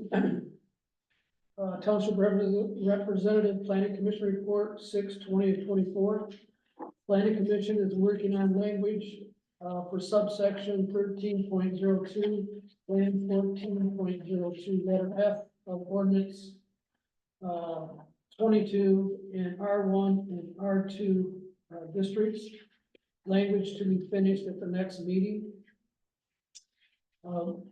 Master plan goals was discussed, and tentative meeting dates were for July 1st, August 5th, August 17th, September 9th, September 14th, to finalize and to present to the board at their October meeting.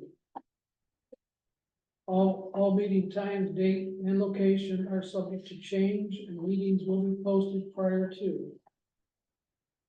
Review the land use permit application from Adam Deniff, tax parcel 004-016-051-40. That would be 7146 Rapid City Road. And basically, it's right there at Heritage Parks, all the, storage. We're, basically adding 2 more buildings, sheds on his storage building site. No water, or electricity. This was approved, no further action needs to be taken. Now, that's one that Todd Harder owned, no, It's the one, next to Durkee's. Yeah, next to Durkee's. Mr. Keys, what's 13 and 14? Oh, I'm sorry, that is, I should know this. With the, It's about livestock, yes. Oh, that, okay. Basically, what happened is we had a citizen complain about, ducks and stuff going into somebody else's, his property, or everybody else's property.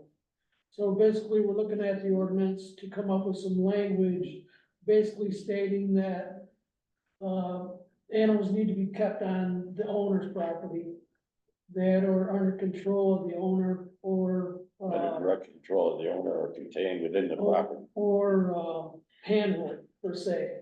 We're still coming up with the language, but we're gonna do that at our next meeting. And that will affect both, 13.2 and 14.2. They have the same language in both of those. Okay.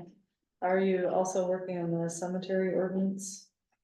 You know, I wish we wanted Craig to come to the meeting, is what we wanted. Okay, I know Angie said she wanted to, or was planning to come to the next meeting, so that she can be there to As help. far as I know, that it's not on our next agenda. Oh, I know I brought it up. I know you talked about it at the meeting for a minute, because I was on the Zoom. You need to know the issues to be addressed before you can address them. Yes. So Angie and Craig probably would be both.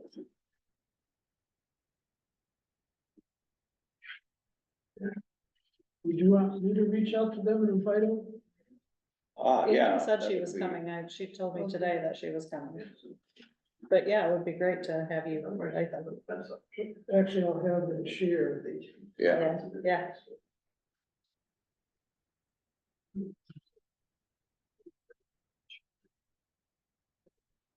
No, zoning. you have a report, sir, if you got any questions on that. Just for the information of the board, I just found this out today, there was a noise ordinance citation issued. So I contacted the courts just to kind of see what the next step was of the process is. So our citations are pay over the counter citations. So it's $125 ticket for there, and we as a township get 33% of it. So we're gonna have to look at that process down the road here, but that's the way it stands right now.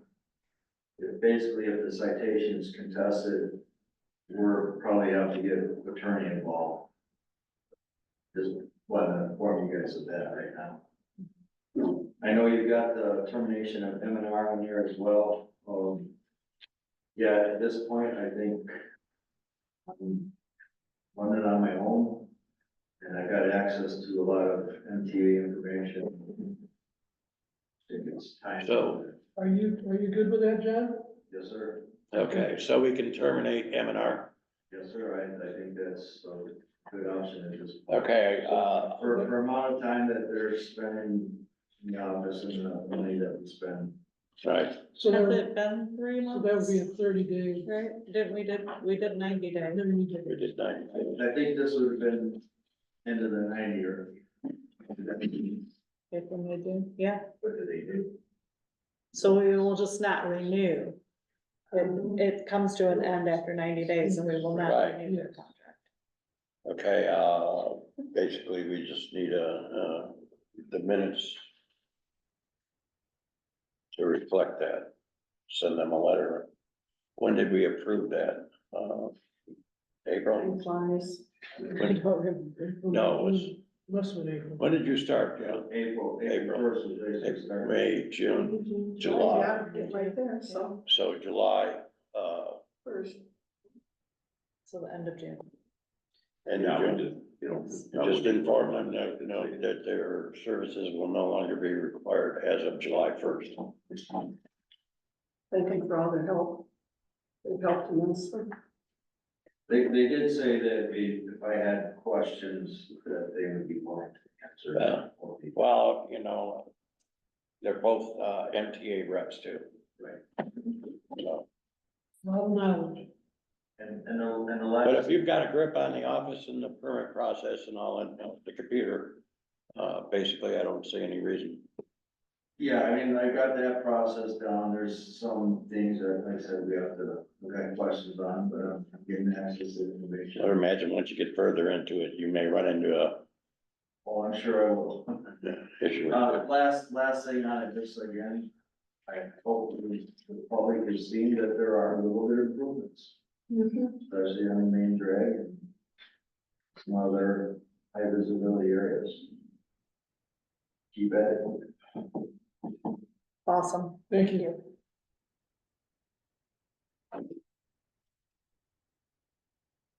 Been in the office pretty much every morning.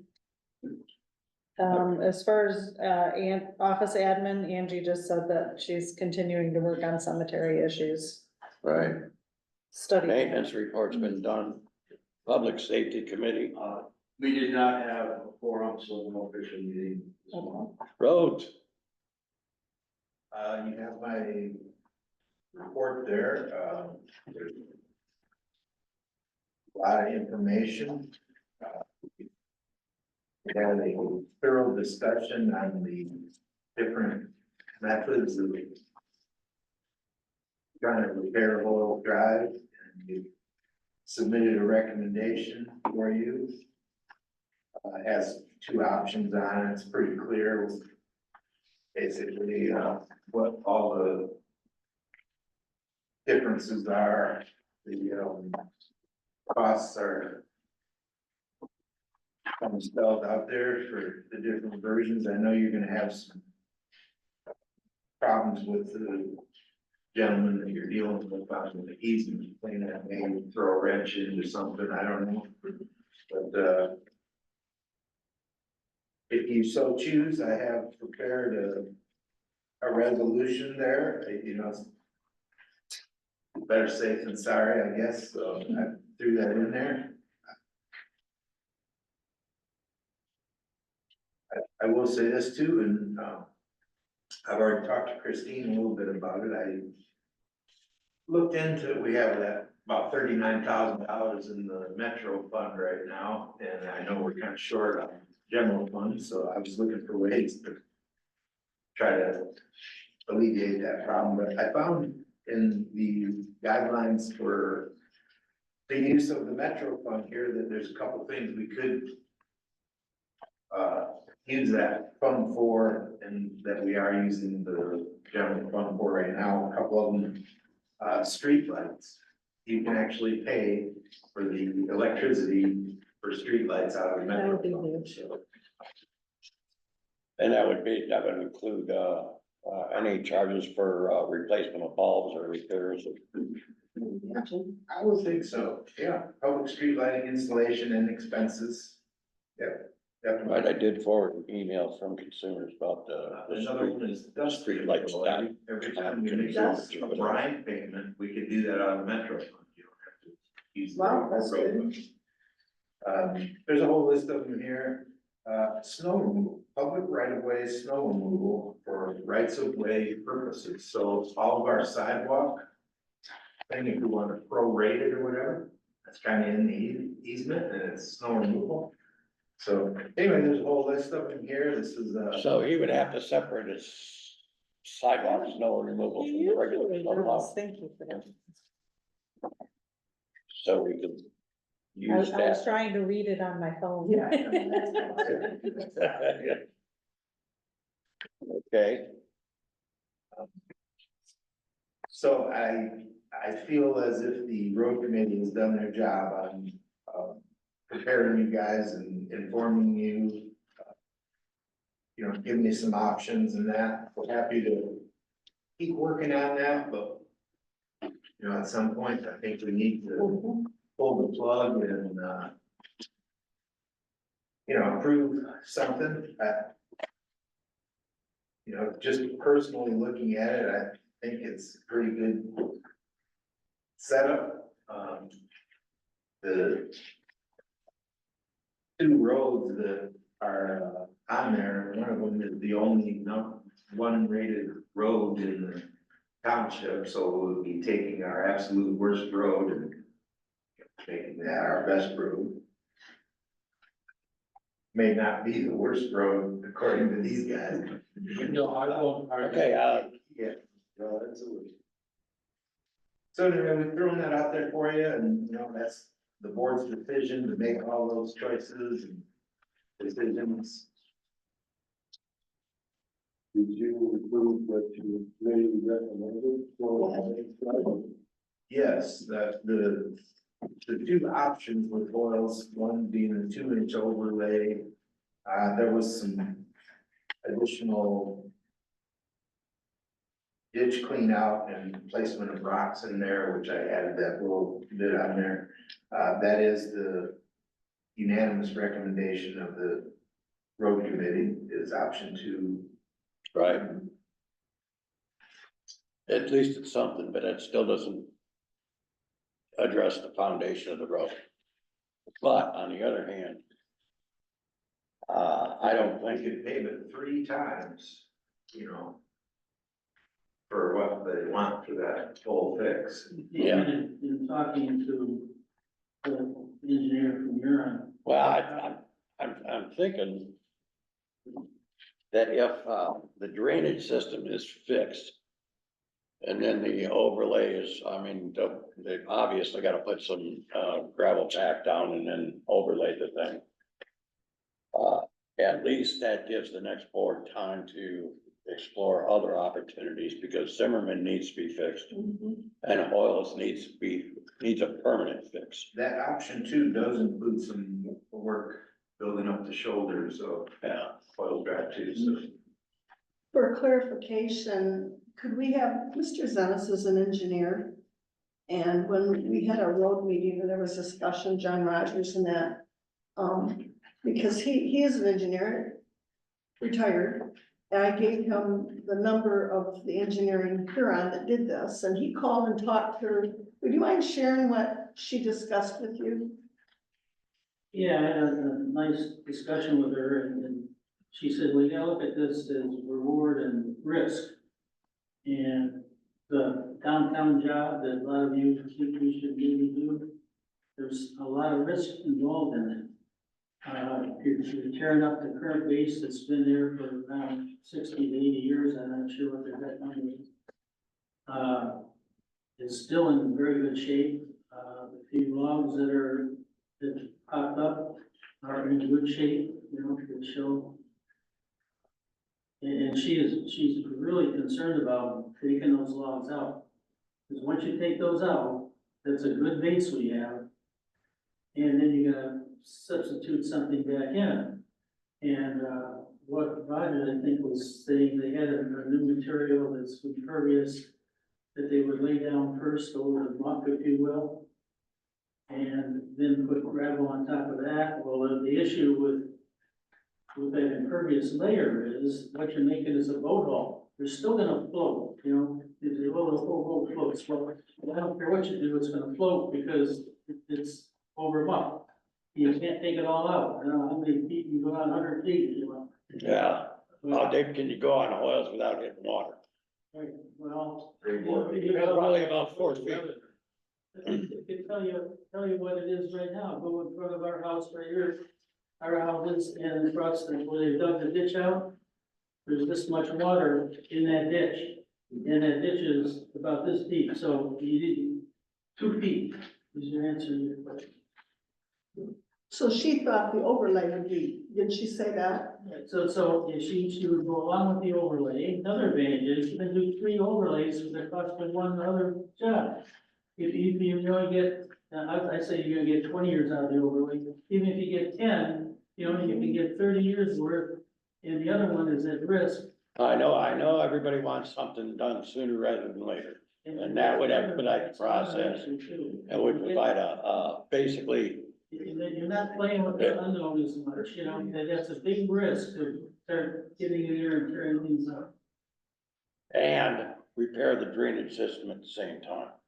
I mean, the entire Well, drainage you're never system. gonna stop, yeah, that's helpful, that gets rid of the water. Right.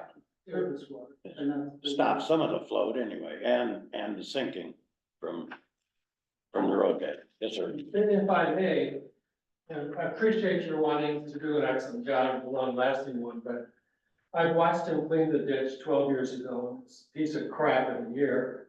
They cleaned it last couple of weeks. It's gonna be piece of crap in a few days. But the road is still there. It's had crappy drainage for 60 years and almost no maintenance of any kind. So if you put a good cap on that wounded but adequate base, we'll have a road to drive on for 10, 15 years. Or you can wait 30 years and we'll all be dead. You mean another 30 years? Okay, when I talked to him over the winter, probably February, the first suggestion of a cap was, basically, he didn't want any part of it. So I can't guarantee it for more than 3 months. I said, 5 minutes. He doesn't guarantee any roads. well, no, I understand that. Well, the contractor does. Yeah. It's the simple, it's gotta meet the state codes for at least the county, and the local, but, to me, that gets something done anyway, and at the same time, repairing that drainage system completely, and that gets into the issue of the easement village, and that falls on the county. So if we approve this, the overlay, and the drainage system completely repaired, that takes that out of the issue. And our neighbor that's filling in that easement can sue the county. So that sounds to me like it kills 2 birds with 1 stone. But in the first place, we gotta let them know what's coming. So, and that was the letter, okay, and that was the legwork, just to let the board know what. The first thing we do is notify them that there is a problem. Okay, and we're gonna address it, so. And Rogers has stated, if he go along with the overlay, if the township does, because township's 70%. Well, he told me later on, he said, I'll put it down. He said, but I can't guarantee it for more than 3 times. I don't think you can guarantee the others. Right.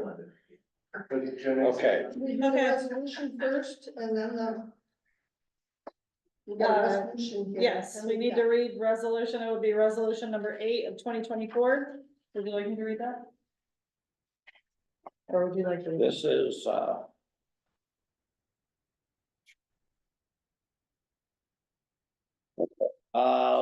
let's read it. All right, this is resolution 8, you said? Yep, that's where we're at.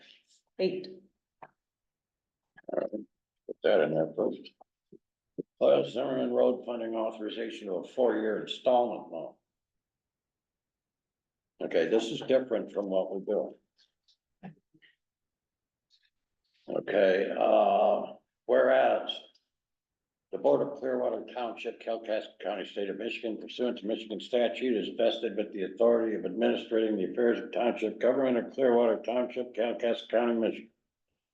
Whereas the Board of Clearwater Township, County of Kalkaska, State of Michigan, has the responsibility of providing funding for the repair and maintenance of public roadways within the township.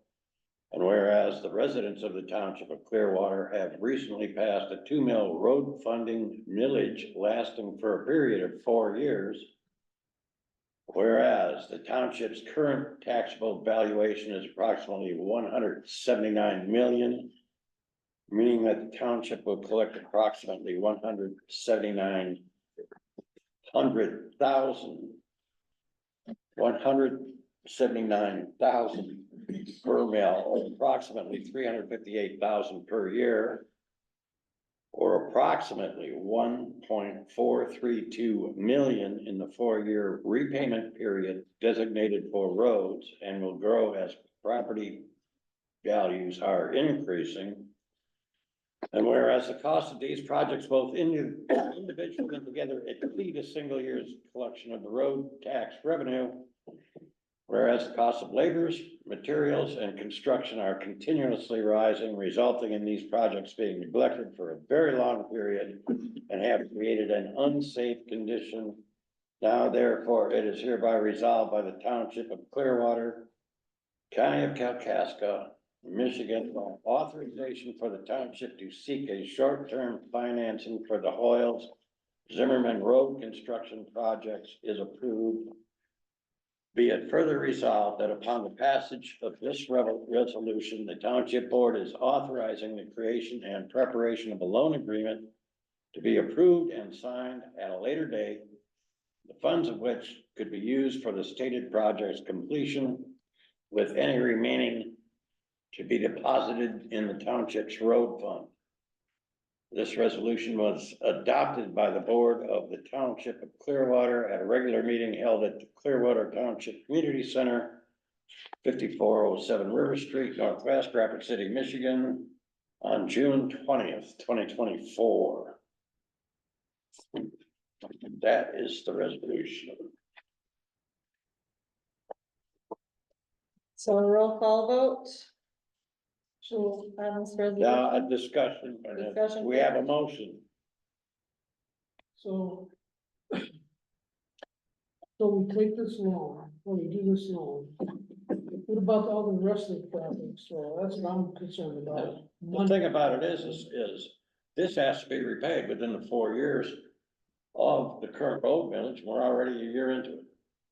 Well, my concern is going forward, if we spend all of our money on 2 roads, other things are gonna deteriorate, and you're gonna have a hard time passing a renewal millage, because The road committee discussed all that. I'm sure they did. Okay. I'm just telling you what my concern is. The discussion is Yeah. for the board at the moment. Right. Okay, here's my problem with it. A, we're 1 year into the road one. Okay, or we will be. All right, B, that's putting all your eggs in one basket. C, it's the 2 roads combined, Right. okay, are $2.5 million. According to this. 2.5. No. The estimates are right here on your other page. Yeah, 763, yeah. Okay. 763,000. The Zimmerman and option, okay, with Hoiles, all right, so I read that one. If I could just- All right, so we're looking at Facts and- 1 mil to 1.4 million. The other option is, basically a short-term loan for a 15-year period, which I checked out with Huntington Bank because that's where most of our funds are. Yeah. Okay, I did get some basic info, a contact point. Well, this is just approving the loan. It's not saying where or how long. It just is approving the application for the loan. That's what the resolution is for. If I could interject a couple facts. You said that it would be taking all of our funds. Well, option 2 is right about exactly half of our intake at that rate, which will increase, but it's half our intake for 2 years. There's 4 years of the millage, so it's roughly half. So we would still have the funds that we have now, which some of them are dedicated.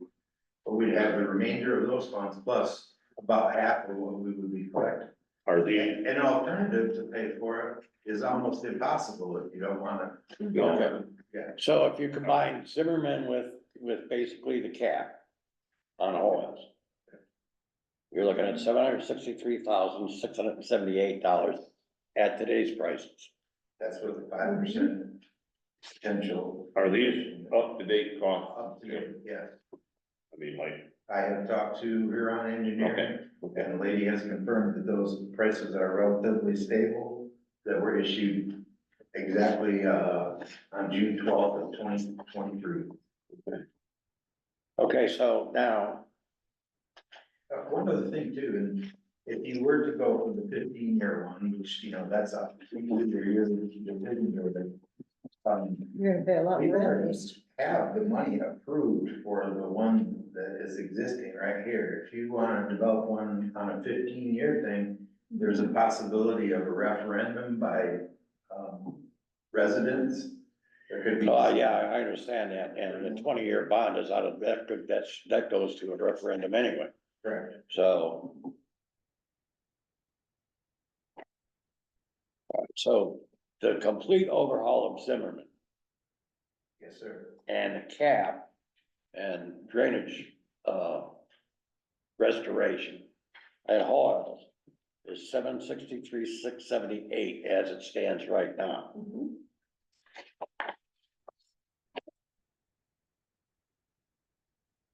So I would make the motion to approve resolution 8 of 2024 for the application for financing to repair Zimmerman Road and Hoiles Road. Option 2 as recommended by the road committee. Wait, who was first? Okay.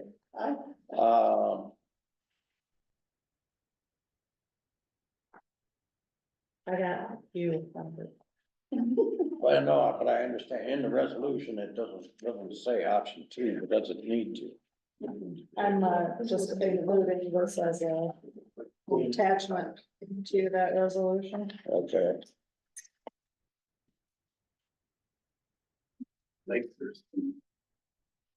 Any more discussion on that? Now that it's clear. Okay, roll call vote, Dwayne Childs. Yes. Rick Bradley, yes, Tom Backers, Yes. Albert Keys. Yes, Christine Johnson, yes. Okay, so a copy of the minutes and the resolution need to be forwarded to the road commission. Okay. And we need to sign this. To the road commission or? The road committee. Record the vote. Resolution declared adopted.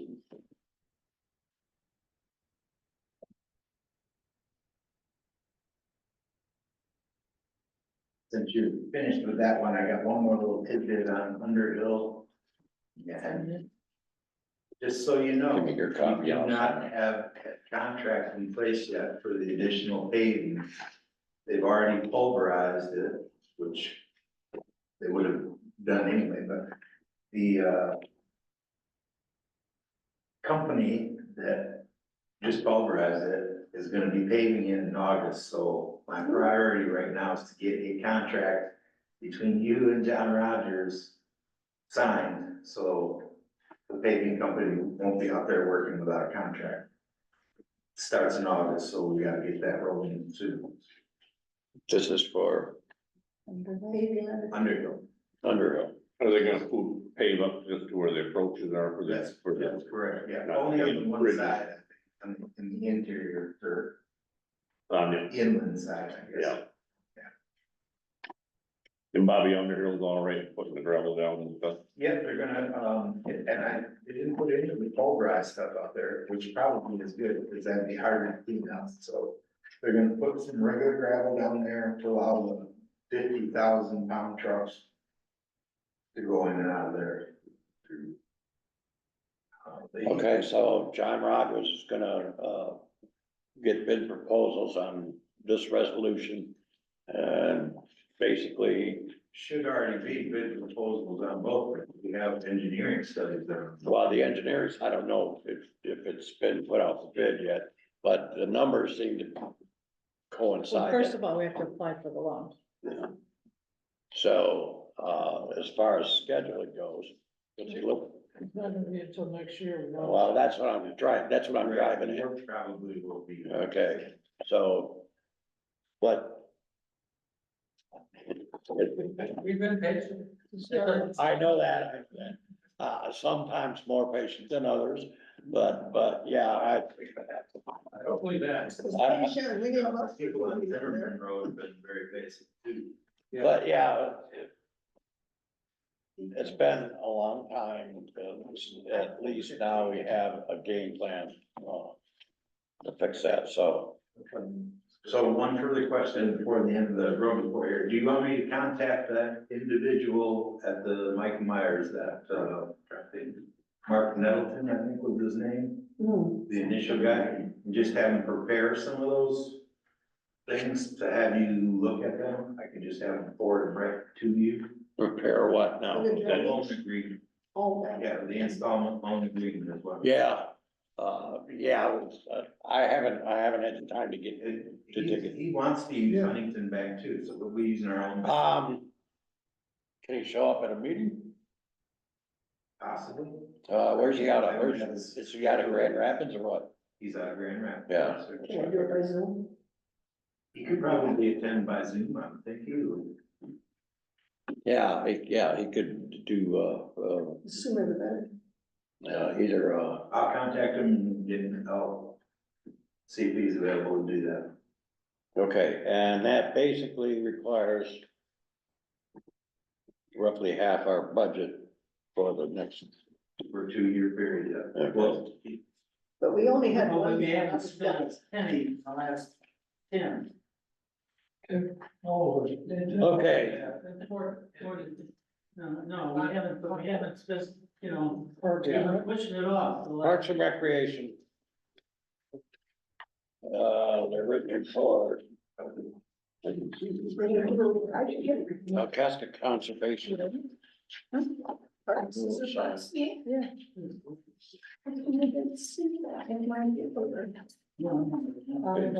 Park Direct.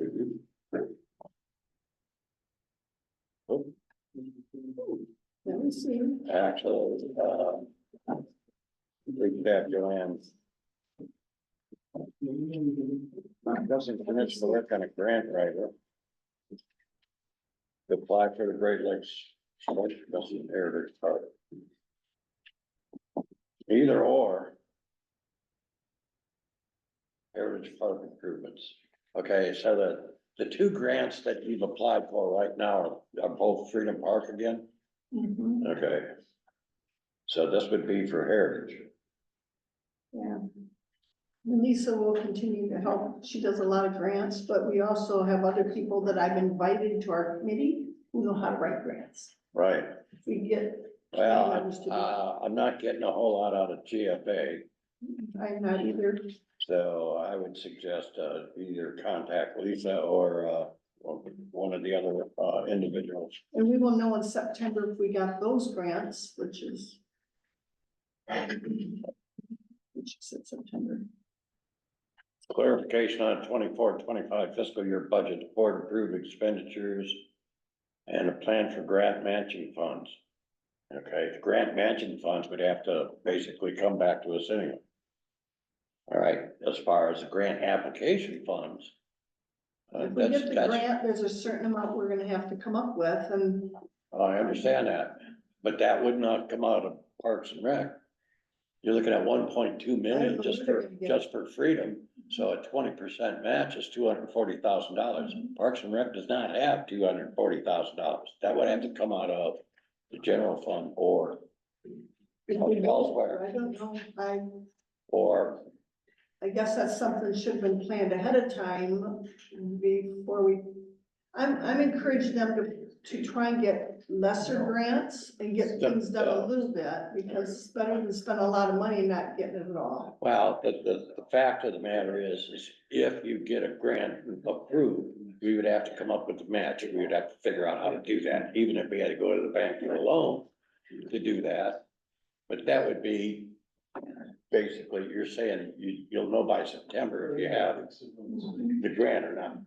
Okay, that gives this board, what, 30 days to come up with a solution? All right, so. I found out this week that Heritage Park was done, cost the township $50,000, they got a $500,000 grant to do Heritage Park. Because committee members did the grant writing, it was Brad, it was Tina Field's dad, Brad, and Tim Lund, they went to Cadillac, learned how to write grants, and they had a committee of like 20 people. And I'm like, that's my goal, is get more people involved that know how to do Okay. grants.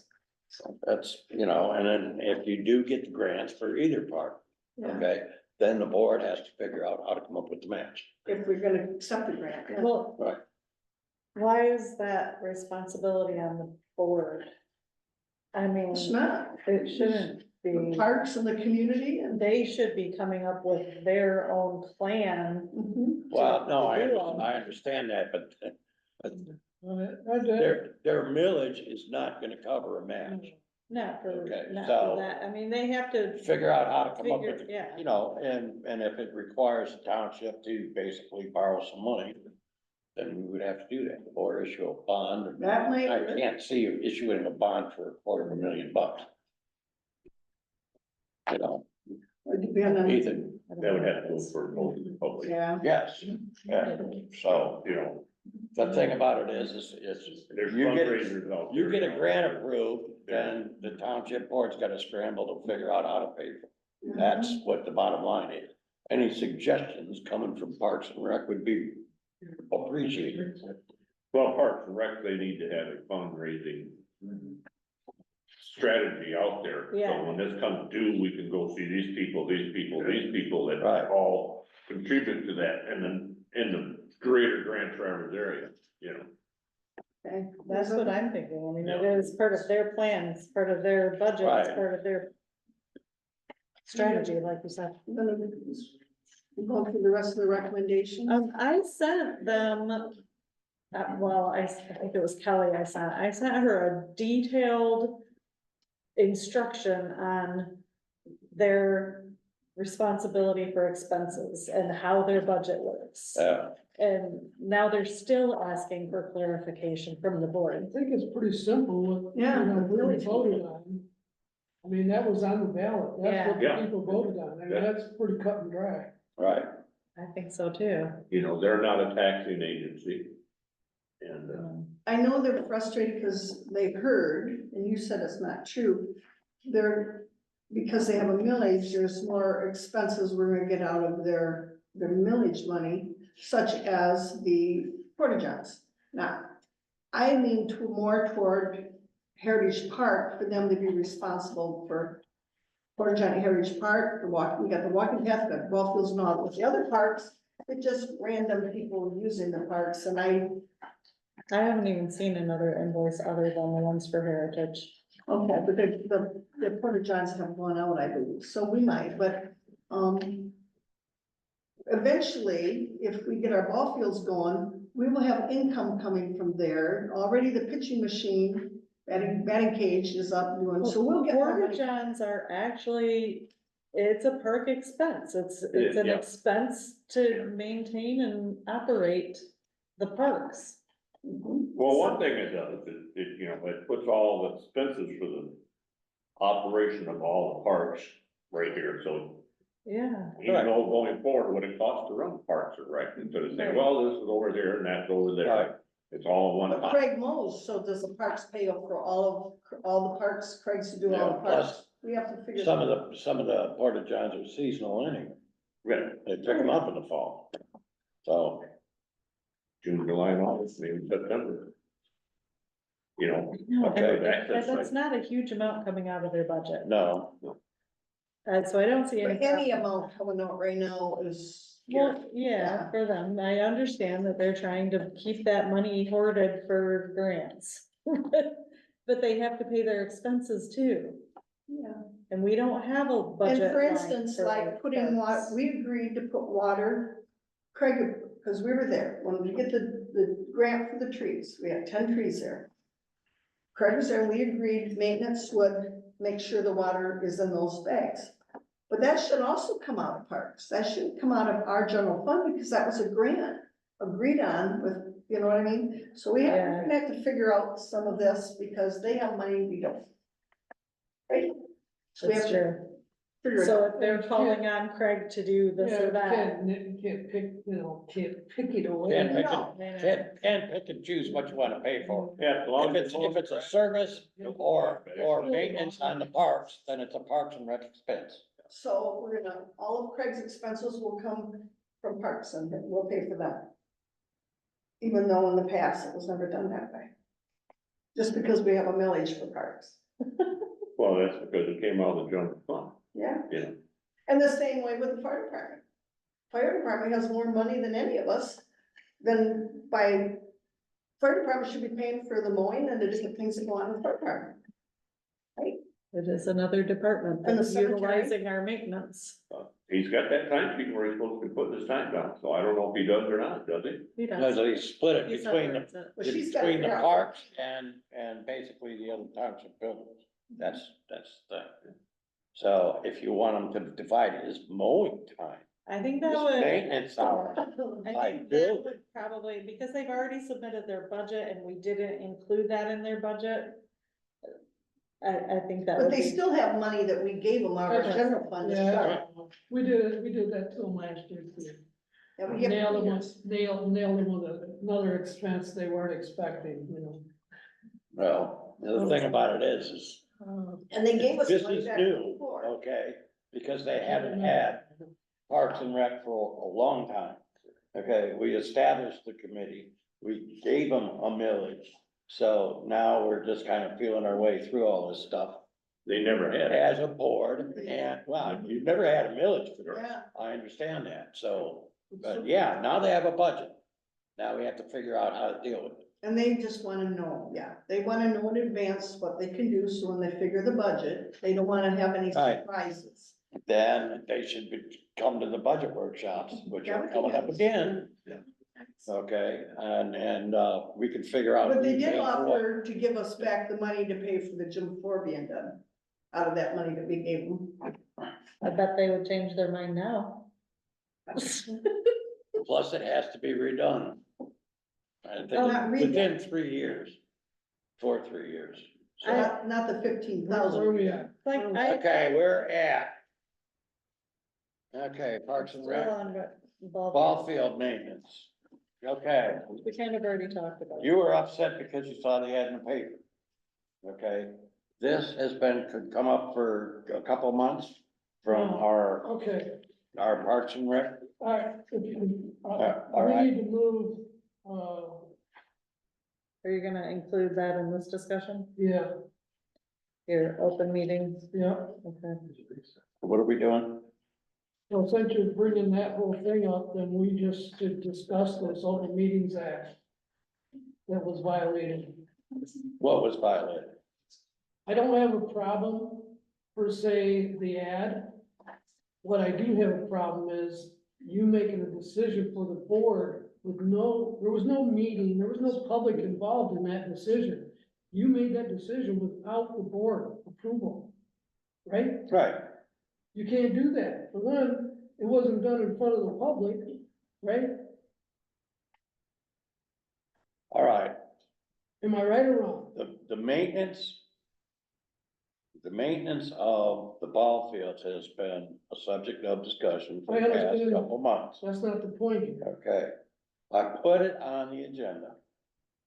All right, in order, because it's been on the agenda, well, it's been brought up for the past couple meetings, and the Parks and Rec rep says, well, we have to do something instead of basically throwing a name out there, okay, and discussing, well, we have to hire this guy or that guy. we do have to go through the procedure of running an ad in the paper, advertising a position. Okay, That wasn't a board decision. That was not a board decision. I know that it wasn't a board decision. Basically, it was me getting ahead of the power curve so that, That's You're when missing- we got ahead of the board. You should have just Okay, called a no. special meeting, right? It takes 3 for a quorum, 2 plus you, okay, and you could have done it the right way. You just can't go do Okay. things on your own without. so the what board you're saying is, involved. I go into the office with the ad and I say, should I run this for a position for separating the ball? Well, you gotta Ball do that field 80 to maintenance. 18 hours, you gotta do the special Yeah, meeting Yeah, you got the notice. special meeting, Right. if it's that important, why Okay, wouldn't you do it the right way? That's what I'm getting at. okay, You just can't do things without the board approval. I understand that. No, I mean. What I was trying to find out is if there was any interest in this thing, and we had somebody in the office the next day. Yeah, and he came in and all he wanted to do was mow. And nobody knew that And you you, put the we're ad. not looking for That's the someone to whole, that's mow. the whole point, what you did was illegal. Totally illegal, Okay.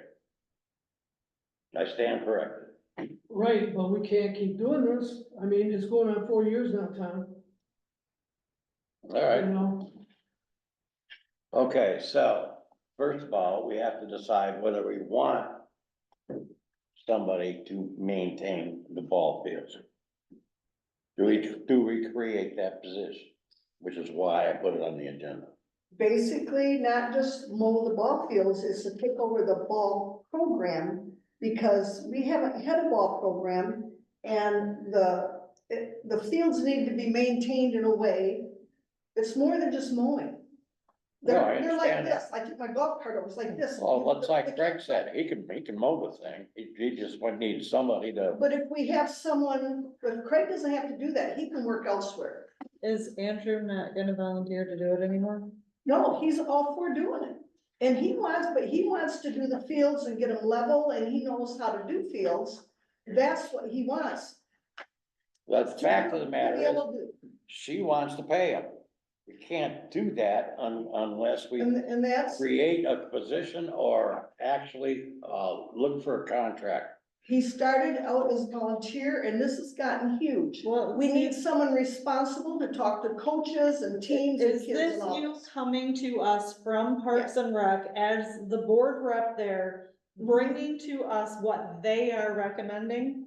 We Is discussed this it, what- no, not yet, no, we haven't, okay. but we're So discussed. we can't They make a are okay decision with that, about but they that. don't wanna pay for it. Right, that's what Yeah. I'm saying. It's not their recommendation. But Unless and what I We told pay them, for it, but what we I don't told have the them- budget for that. what I told them, if you don't want, if the parks don't wanna pay for it, then let's quit everything, let the grass grow up, or sell Heritage Park to somebody. I There's no suggest- sense of putting money into it.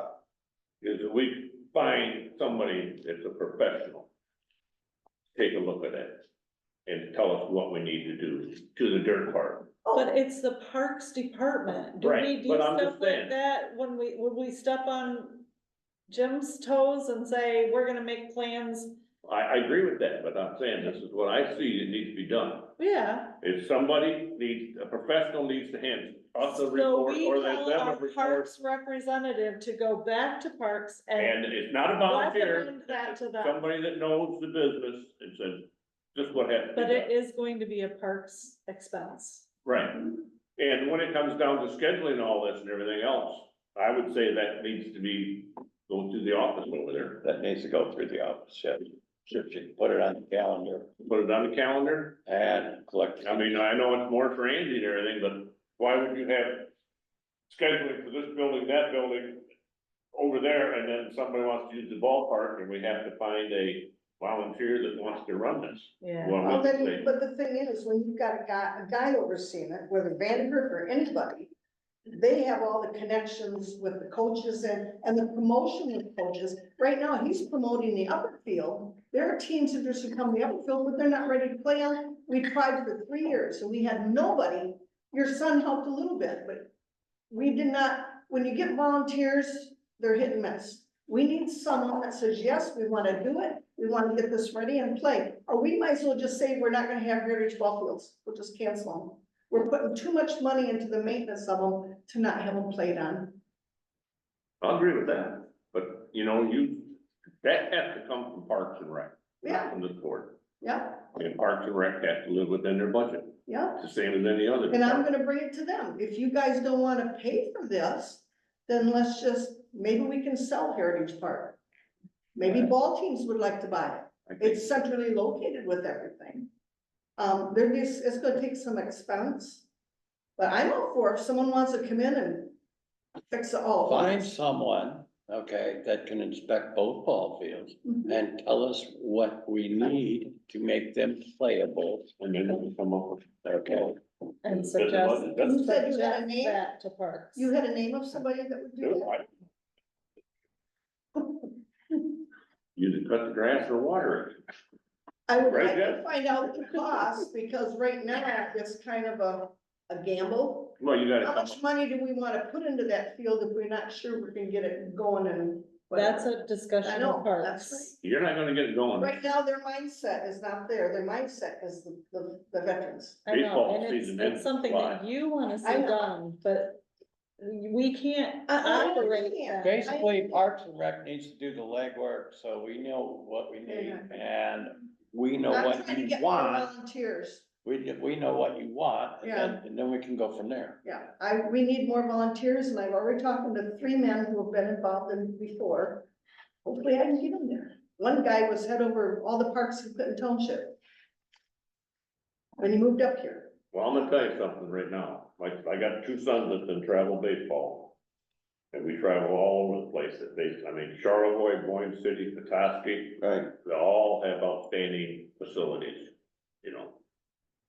And, I don't know who pays the bill on them, you know, I asked the guy who was running the place They in pay Charlotte, how he says, I don't know. Charlotte and Petoskey have the money. The teams, when you've got teams and tournaments, they pay good money to play on those fields. I My understand. granddaughter's going this weekend, she travels all over the state, it's expensive, big money, $4,000 a season. So call around and find out who maintains ball fields at these different places and get a hold of I it. think the one in Charlotte, it's called Legion Field, so I don't know if it's the American Legion, Yeah, probably, but, you know. also that little one in, what's it, a Little League field in Williamsburg?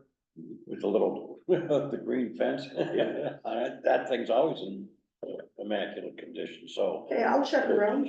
Just Check around. call some places and find out who does their stuff and see if you can get a name to come out and look at ours. Find out what it needs. Can we go through BX? Or something like that? Yeah. They have 280 people, maybe we can find someone in that group. They have D put it out for bids, like Tom was gonna put out for the office, and I don't know if he did that, but office remodel, we need to do I that too. wouldn't put it out for I haven't bids. even. Not bids, the drawing. We Yeah. have to get it, not bids. As what you wanna work with your Parks Committee. Okay. Okay, so it's, So right now, at this point, we're leaving all the maintenance in Park and Rec's hands, right, correct? Okay, for the ball fields, yes. So the application, whatever you put out there is null, right? Right, Okay, it's premature. premature and keep us out of lawsuits. there's one more thing that we're doing right now, we're trying to figure out the water system. I have asked Stuart McKinnon, and I talked to some people who put wells in. Stuart believes, and this we gotta figure out, he believes with all the health department recommendations now, it's gonna be cheaper to put in a well if we have to. I talked to Tim Lund, who actually was part of putting that 6 to 8 inch well in, and he said, depending on where you can put a Y in, before it goes in the sprinkler system, a Y might be able to use that Y for the potable water that we can drink. Do we have anybody from Park and So Rec? we just have to figure that out. Do we have anybody from Park No, and- there's nobody on, just me. Now, So yeah, we need to take that back to Park and Rec because Yeah, they're let's responsible discuss for, it. but just the field, not the mowing, Okay, yeah, right? yeah. and the other Or not thing the is, up and down. that pump house needs to be either redone or dedicated just to the irrigation system only. Which means, if you want any kind of water out there for other use, we need to push oil in. Well, that's what Stuart McKinnon is figuring out for us. And then if they decide, you gotta figure out if you can do something off that well that's there, because that's gonna be the cheapest way to go. So we kinda need a well guy to look at it, and, it just, Yeah, but you're still gonna have to have a new pump system. a pumping, yeah, but Stuart would know that too. I'm just, Because it- he's More volunteering manpower. advice. You got anything else on park? Okay, I don't get this. See, I would like to be on their emails. They have refused to put me on their emails. All three of them are there. I do not know anything till I come here. I am not on their emails, so I don't know discussion or emails or getting or you anything, don't get these forward. huh? So I just, you Well, gave they me don't, this. they don't send that to us. I get until their just before the reports, I don't meeting. get their emails. Yeah. Yeah, but the emails, I think all committee members should probably be on that email. So, because we have one meeting a month. We're not accomplishing a lot in that one meeting a month, I guarantee. It's been suggested we do every other week, but we'll see. Parks and Rec has their own email address in the mail system, Mhm. so They don't- why don't you converse? You're the rep. I know, Yeah, but they have so- refused. I've asked, I said, I want to be on the emails, and Kelly says it's not necessary that you're on the emails. I've asked her 3 times. I do not know why, I don't know what the big deal is, but it just, and everybody says, you're the rep, just tell them you're gonna be on it. Okay, I'll tell them. But if I had the board approval to be on it, I would know a little bit more what's going on, but I don't This is think odd. we I don't- need the board Don't you go to to the- don't you go to the reprimand meetings? them. Huh? Don't you go to the meetings? I go to all the meetings. Maybe the supervisor should So you should contact take the notes person. and Maybe the supervisor take should notes. tell the Parks and Rec committee chair that you are committee chair and our Yeah. board rep Board needs rep. to be included in your email list. That just Can you common do that? sense. Okay, got that. But I Yes, like I'll how do it Craig next and year. Andrew are working good together, so. P&R emails. Go ahead. To the board rep. Whoever Okay, the board rep is. anything else? Right? Okay, STR review date. Okay, I put workshop, no public input here for a reason. Okay, so we get through the damn thing, pardon my French, all right? And we could put public comment at the end of the meeting once we're all wrapped up and there's only 2 people left in the room, okay? So let's pick a date. This has to go to legal. Just for conversation, purposes, do we want to include the hospital rep on that same day? We could. It might be a 4 or 5 hour meeting then. I mean, I think he can do his meal in an hour. Actually, I think the hospital, person should come at a regular meeting. You know, it could be, I'm just saying. Yeah, I would invite him to the next, Well, we need to put the word out to everybody that he's coming, yeah, so we need a date. Date. all I right. can't do weekends for the next few weeks, because it's all travel ball for my granddaughter. As far as the hospital rep, basically, guest and special orders of business for the next meeting. Just see if he's free. Otherwise, basically, we'll just have a special session and have him come in and do the whole match. But Yeah. right now, I did get a couple of emails from Ryan and, Scott Sorensen on, some suggestions for when we get into this, I thought they were good suggestions. I read them.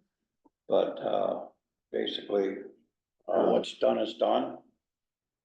And I just wanna get through the rest of it, pretty much violations, and so we can get, May I have a question? Can we do a cap right now before we go through all these definitions? Angie's getting lots of phone calls from realtor. Can we say?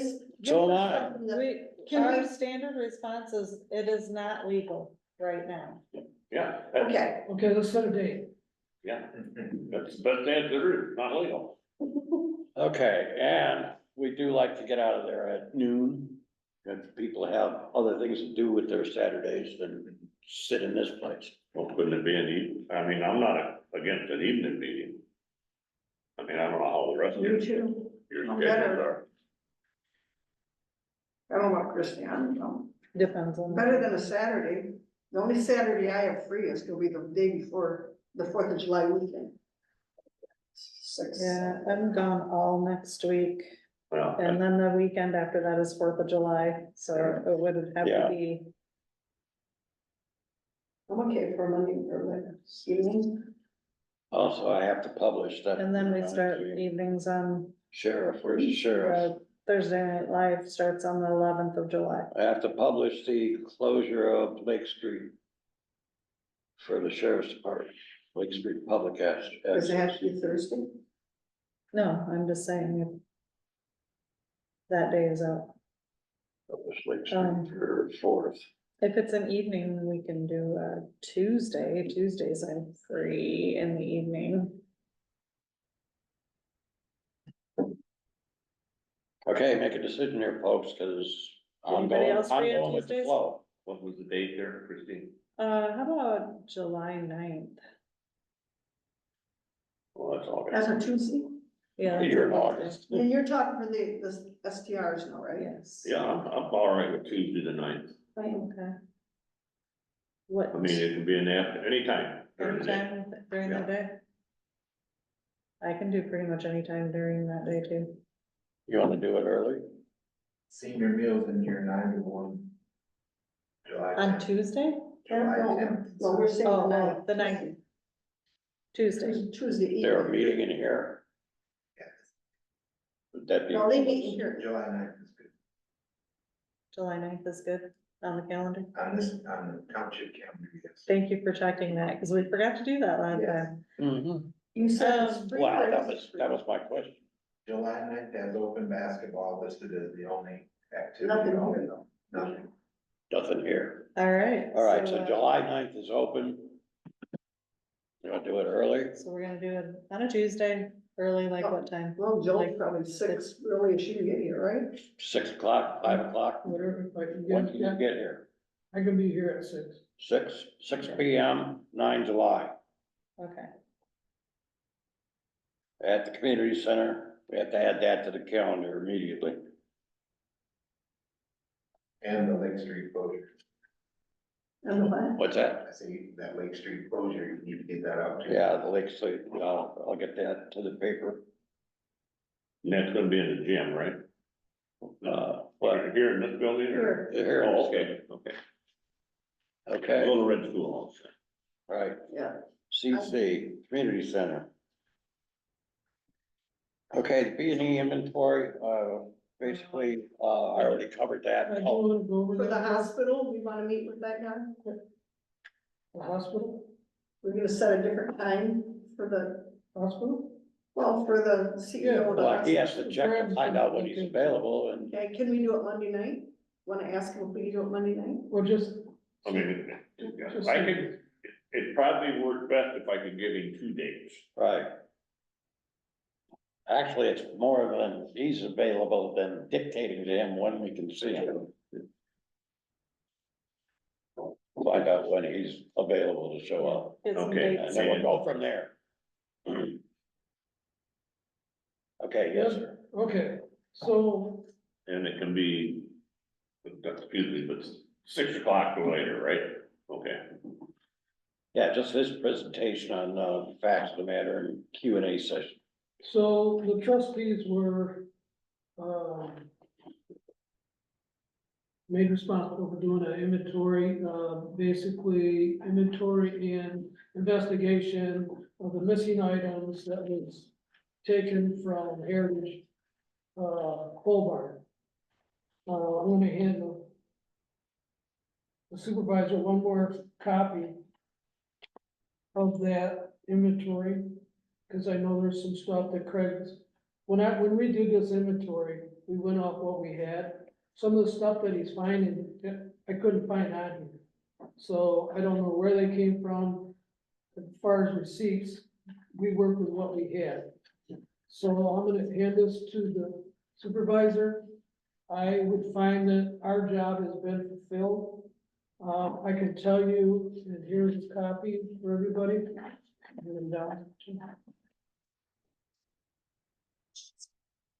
And we just got this today. This is the one we just got today. Yeah, just this.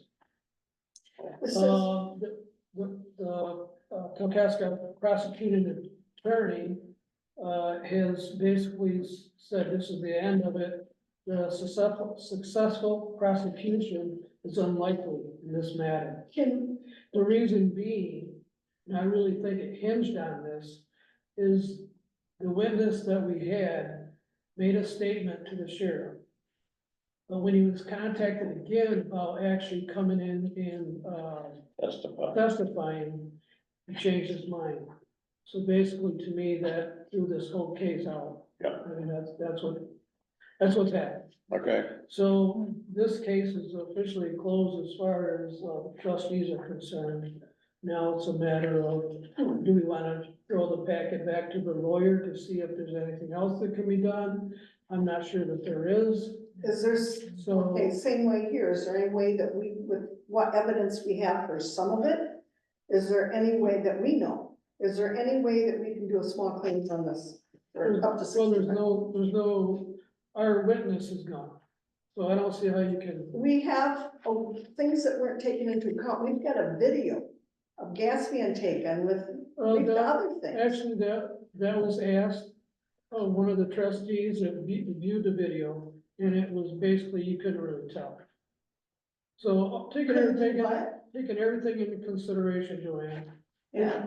I don't see any, there's no. I'm just reason saying, we have a going forward. person that signed a document. What we saying have to she's- do as a township is try to recoup what was taken. yeah, basically. So this there's is not going enough back to all evidence to this. prosecute, that's what. We all the have our prosecutor's saying. personal opinions of what happened, but if this gentleman would come forward and do the right thing, you know, So that perhaps can still happen.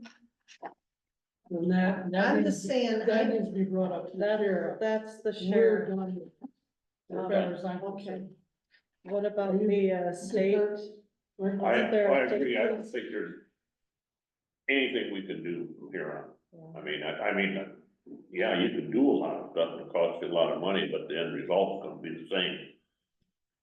we also have, there's $195 that I understand went to, when the trash was taken to wherever it is, the steel, iron and that, we never got a check for that, that's what was written out. There's simple little things, so what do we do about those things? Nothing, just forget them. Well, apparently, in the police report, it was asked, and according to the report, the check was found. Does that sound right? Was what? No, I thought it was found in the, Okay, it turned so- out to be, In the report, that's wrong. it turned out to be, for another. It wasn't the scrap metal, what was it, 700 and. So that was never relayed to the officer or something? because- Right. Because basically what happened was, and Craig basically told me this too. They came back from the scrapyard. John asked me what to do with the money. I said, you put it in an envelope with the weigh ticket. Okay, seal it in an envelope and put it in the, clerk's mailbox. Okay, you never saw it. Okay, so that's as far as that goes. Now, Craig said he saw John take the money and the weigh ticket into the office. So that's as far as that goes. But he didn't go into the office. He wasn't in there to see it. So they No, only. no, he they- wasn't. He was out putting basically. They don't pay by check, then they pay by cash. Which brings me up to this. Now, the board, found that Craig was totally, pretty much innocent of everything that, in the investigation. I think we should put something in the paper stating that, Yeah. he was found. I don't know how we do this. Basically, I thought we did. I think we agreed on it, but I don't think it's. In the minute- Craig Van Loon was basically It was in the exonerated minutes, of yeah. any implication in the Yeah. breaking and entering of the pole barn or the disappearance of the scrap metal cash, okay, from So maybe we, can- And that was, basically, that was cleaning out the barn. but maybe we can put something in the paper for, I'm totally against doing it for the other person, I really am. Against what now? I would say do it for Craig, but I'm totally against doing it for the other person. Oh, I wouldn't, I mean, I would suggest we give Craig a letter for future reference if it ever come up.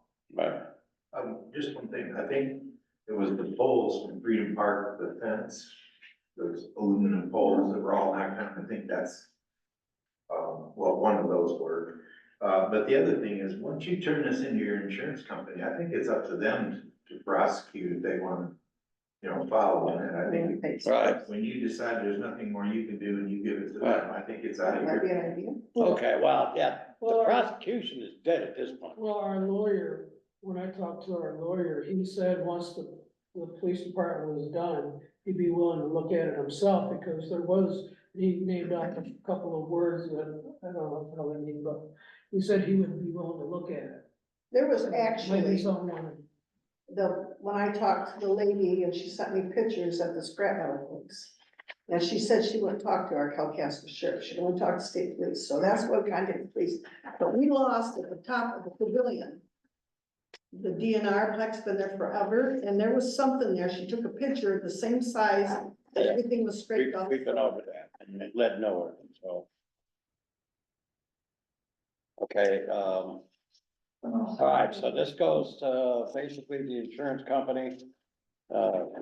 You're saying you want to pursue this, they have the lawyer look at, that's a board decision, I don't. I think we're beating a dead horse. I think so too.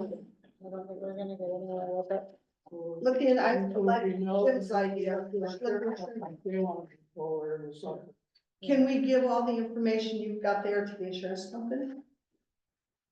That's where it's going. Yeah, that's your one, okay. I would just copy this church report with Yeah, the inventory list and say, I did not want to give anybody because we got names in there, yeah, and I don't think we should be putting people's names, so you're talking about that, yes. that's the, or you're talking about that? this is the actual church report right Right. here.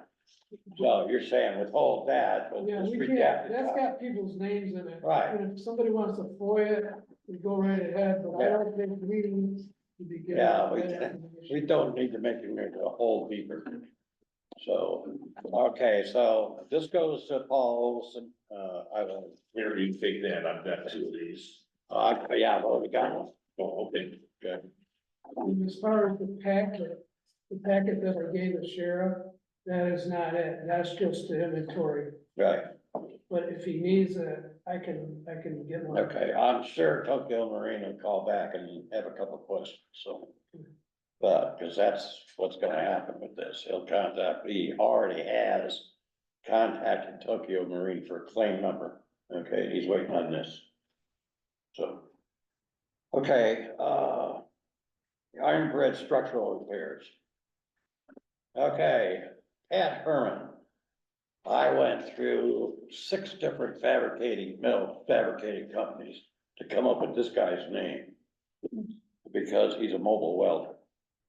All right, had him out there, showed him a bridge, basically the crack corner, made a suggestion as to how he might, basically put it back together and make it structurally sound, so it can actually be used as a platform of some sort without, getting us into trouble for, Do we need to do that before we move it? yeah. Cause, what happened was when they did pick it up, the one corner, which was caused by the railing not being attached at the far end, sagged. So those, there's about 4 girders that support that platform that have to be raised and straightened with heat. And then tied together, so when they pick it up again and everything is, it doesn't do it again. So this is basically just to make the thing safe to move, okay, and to use for an observation platform. So you It's in requested. 2 parts. I asked them about the guardrail on one side of it. Okay, because it has to meet code if it's gonna be overlooking a drop of more than 30 inches. So we have to have a railing along one side over the river. We are talking, when we talked, I said, to do that, to have an engineer, it was like 21,000. I said, we can have the same view, move it up the hill and not have it high, so we don't have to have an engineer to drop it. Oh, we're keep the same view, we're just not gonna be hanging over 3 foot on one side and the other, We had just move it up the hill. Basically, where Tom put the gravel. Well, yeah, but basically, the other thing was, is you're still gonna need something to hold that up. Yeah, but I'm seeing that, I'm only seeing $5,000 $17 here. million. What's that? And, Because the rest is in, metro or in class. Okay, There are. there's 40 grand left on the thing and, what I'm looking at is having them come out there, put the braces on the railing, straighten that out, straighten out those girders and then tie them all together, so it's stable, it's level, and then, That's how much, then we can figure out where we're gonna put it and how much. Bob Underhill off the wells, I But guess. it does need, well, we picked that location simply because it overlooks the bend in the river there and the footbridge is right next to it. So moving it back and forward doesn't bother me at all. It's just the foundation has to be, It actually, that's 8.5 tons. it actually doesn't overlook a bend, actually looks up upstream. It looks at the Rapid River Bridge, the road. Well, I know that. I make a motion that we accept this, The second, project. yeah, the lower half, not the railing, I just wanna get it structurally sound first. He did both, same time. Accepting the bid from So you want- Herman's Mobile Service, is that what you're saying? Right, $3,600. $3,600. This comes out of parks, I take it, or, oh, this comes out of the. Because the guardrail will have to be incorporated into, any, Make a motion that we accept the bid for $3,600 for Herman's Mobile Service to come out and secure. Oh, just the 3,600? Sorry. to Right. accomplish the repairs as quoted. That's a repair, that's not a fabrication. Here. Okay, does that language sound better? That eliminates the fabrication of the guardrail. So I second that. So we're approving the first portion of this. Yeah, the bridge repair. 3,600. To be paid from the bridge fund. Yes.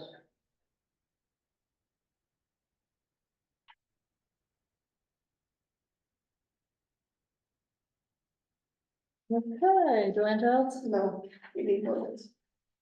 Greg Bradley, Yes. Tom Backers, Yes, Albert Keys. Yes. Christine Johnson, yeah. He Okay, said last you heard that contacted 6 before. people, but yeah. Like Centerra's. I got a question. for Christine, I don't see where, Old Iron Bridge is down in the MI class. Oh. This is your work here, right? Yeah, Either that or I'm blind. I might have missed it when I did it. well, that's what they told me they did. I was in the bird. What's that? Yeah, it is. The other Yeah, it thing, is. the other thing I don't see Yeah, on here. it's under the top Yeah, 110. Well, I'm looking. you don't have that? Yeah. that's And what that's I'm- where- Backside. Way up here at the top, Should be Huntington, the bottom line, just before the total, Old Iron Bridge. Okay, Yeah, That's your- $5,000. Yeah, the rest of it is in, Michigan class. class under, I think it's under I think the general. and that money comes out of the bridge fund. And I think we're gonna move parks too in the Michigan class. That's usable. Okay, It's under the general fund because that's the designation, there's not a special fund for the bridge in Michigan class. It's just under general. right. So we subtract the Does that make sense? 3,600 from the 40 that's left from the easement payment. You wanna know what the total amount is for the bridge? Incoming. What's that? Greg's got a confused look on his face over there. Okay, ARPA funds. Yeah. Okay, so Are we allowed to move it, use it for whatever we want to? Has that been? The question has No, been no. posed. It hasn't, it it's has in not. general fund, and if we were to Right. take it out of general fund, it would, oh, you're talking about, sorry. Okay, we're talking ARPA about money. dedicating it ARPA. to the general fund or a portion thereof. She did the math. We need 140,000 for the next 90 days. I came up with a total of, well, it's an average of $32,500 to cover just bills. And then $13,670 to cover payroll. So a total of about $46,000 a month. Plus the 11,000 for Is GFS. that something to be paid back when taxes start coming in? We're getting 1 mil now for our operation. And we don't have any more money coming in right now. No, in December we do, before this has to be. December it starts coming Yeah, in, but- lots of it. That money comes in December, next year's budget money. Yeah, and then we're right back in the same boat. Yeah, we need how to figure out. We are gonna finance get our- 1 mil operational, and we're not gonna be spending 62,000 on garbage pickup. I mean, there's a lot of stuff that we misspent. We have. But my point is, we need to fund the general fund until April 1st. Well, December, Well, taxes because start the coming in. money that comes in December, January, February is all earmarked for 25, Mhm, you know? I mean, you basically, we gotta bite the bullet somewhere, mhm. otherwise you're just, when ARPA fund money's out, where are we gonna go then? Right. But we gotta get from here to there. Be like, out there at the corner of the can.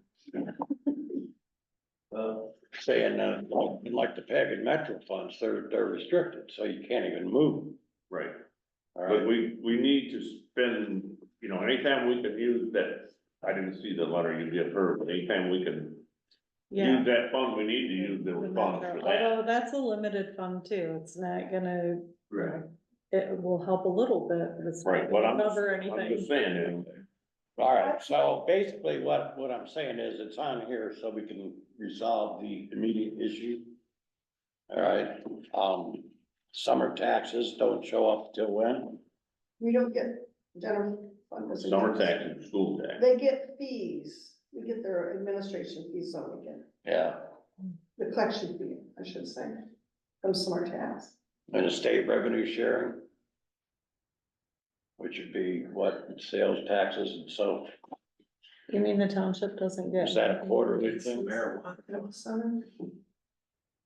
Let me, I'll have to, look. No, we get, I know we do the Yeah, collection. that would help. We get paid to collect. $59,000 per license right now for us and the county. Each get $59,000. Marijuana license.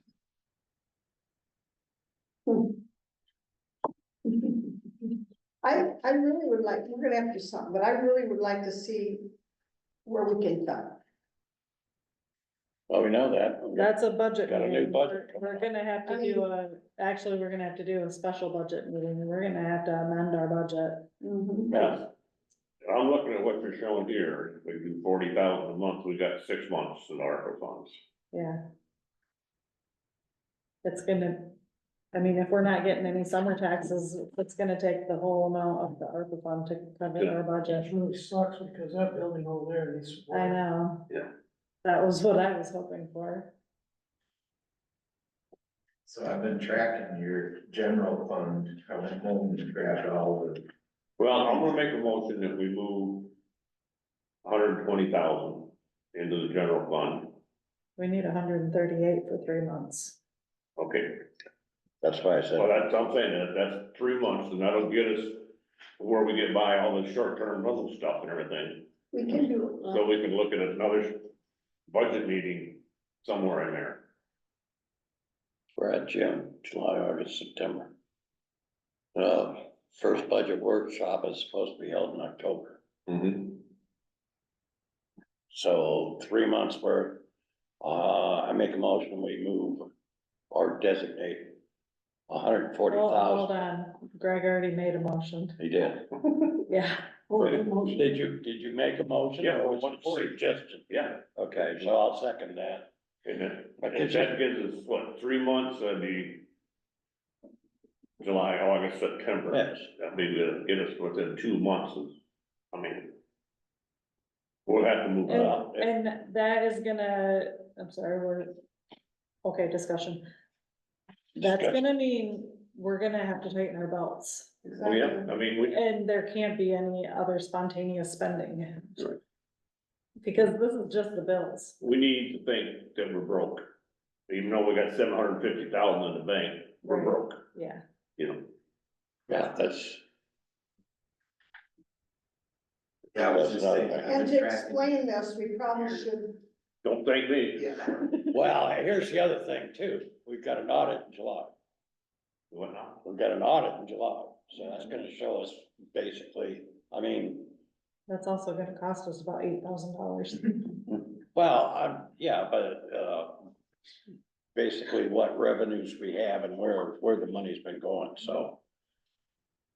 Can we move, I gotta, can we move 140,000 or? I think so. I, All the other, okay. well, I'm sorry. It's a motion Mark for Radke 120. and Lisa Leedy have been saying that other townships are moving their ARPA Yeah. fund right into their general fund. But you wanna stick with, 120 or make it 140? I said 140. Amend the motion He said 140. to 140. Yeah. And that gives us 90 days worth to basically figure out where we go next. Give us 90 days to, We have an audit, so we'll know, what's happening to our money, where it's coming from. The other thing is too, if we get the, STR passed and approved, right off the bat, we've got down, now we gotta figure out what to do with that money, whether it's restricted or not. I don't believe so, but just to make sure. You're not gonna get that money until next year. Yeah, but you're talking about 100. Okay, let's licenses. finish this motion. Sorry if we're getting off track. Okay, Roll call vote to move 140,000 of ARPA funds to the general fund. Tom Backers, yes. Greg Bradley, yes, Joanne Childs, Yes. Christine Johnson, yes, Albert Keys. Yes. It was drawn 1,001. Yeah. Okay, so that's done. Horrible. It'll just drop a little bit. All right, just to end this thing. The November board meeting, date change I brought up earlier. Okay, we were sworn in on 20th of November, and I believe all elected officials terms, from, the 4-year terms expire on the 20th of April. The new terms, basically begin on the 20th. So we can have, we can move it to the 19th or the 20th, depending on whether you consider us expired on the 20th or, valid on the 20th. So that would be a Tuesday or Wednesday evening. Yeah, I would prefer the Tuesday because I have Wednesday evening, so. Tuesday? Okay, I move that we move our November meeting from the 21st of November to the 19th of November, 7 p.m.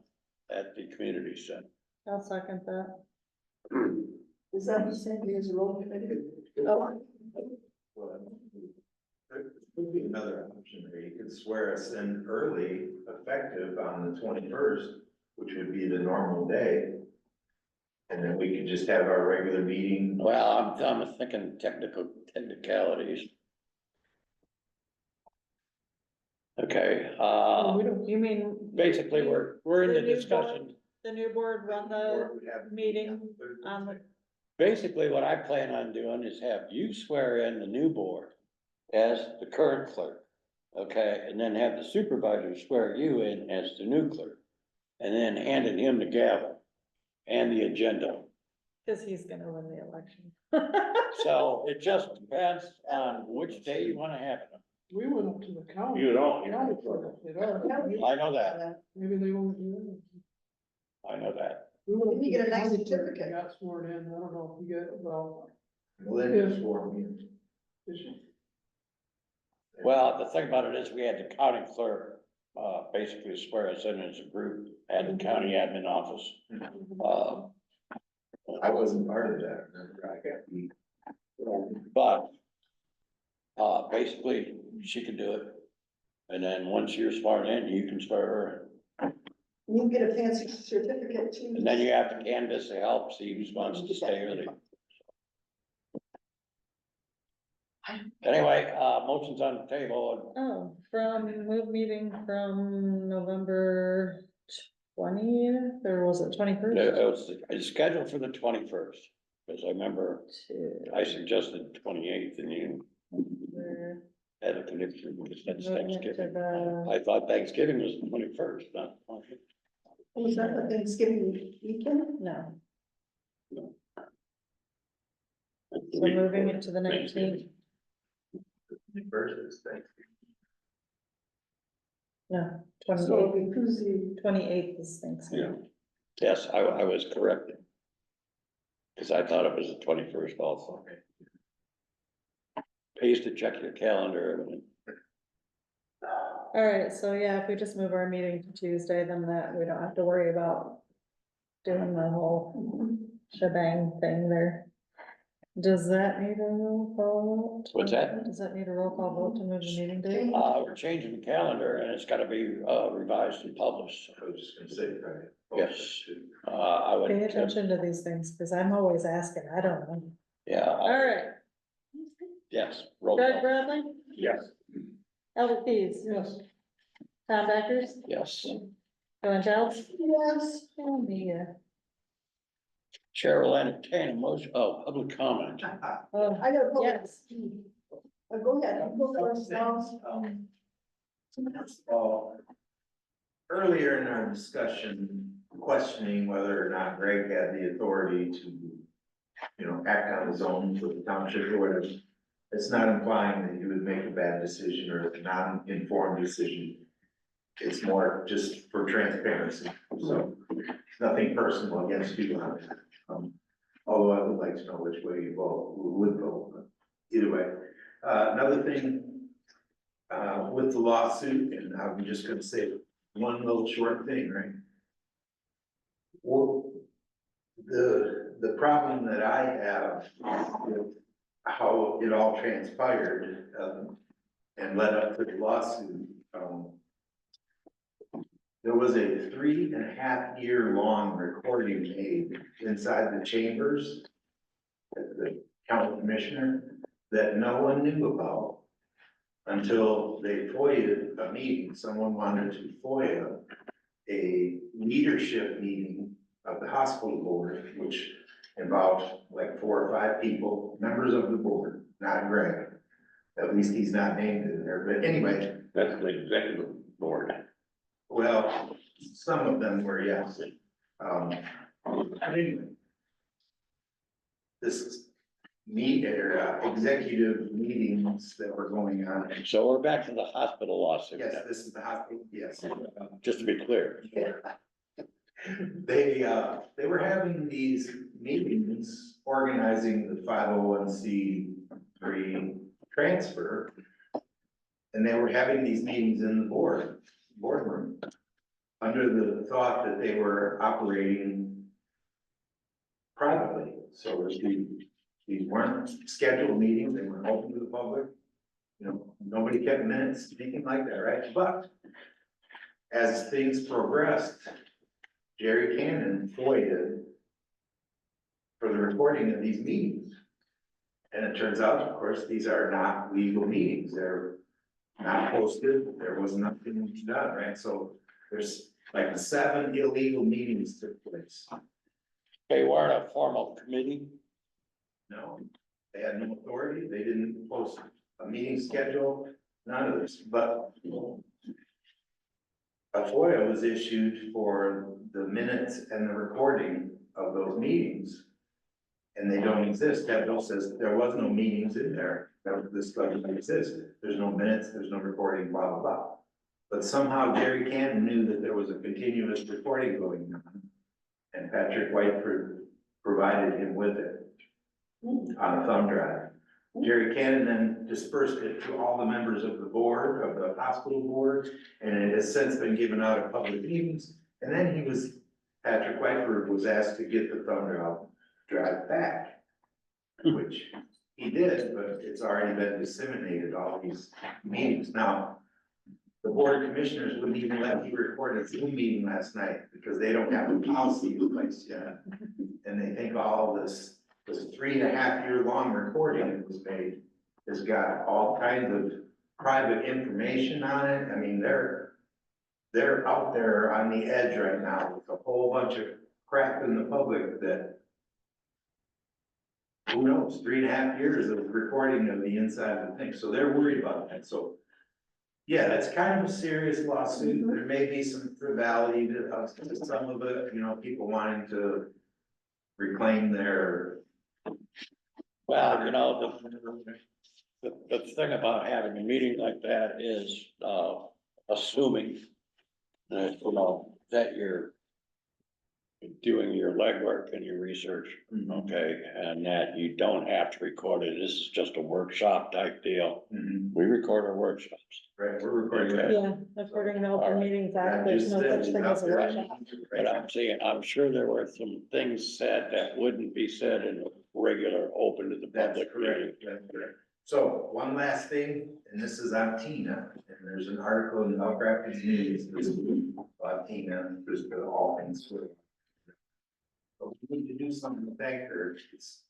Months are going by and we haven't really acknowledged it. I donate some money. We Did that? collected money for flowers Okay. and I thought Margaret and Angie were going ahead and ordering that. We didn't get very much, but what we got, they were planning to. There was an envelope, I put $10 in it, because that's all I had, and then. I forgot to For put Tina that, so I'll Fields. send my wife over there tomorrow. Oh, What? I thought you already did, didn't you? I don't know. What are we I don't- talking? can't remember, but I'll fix it.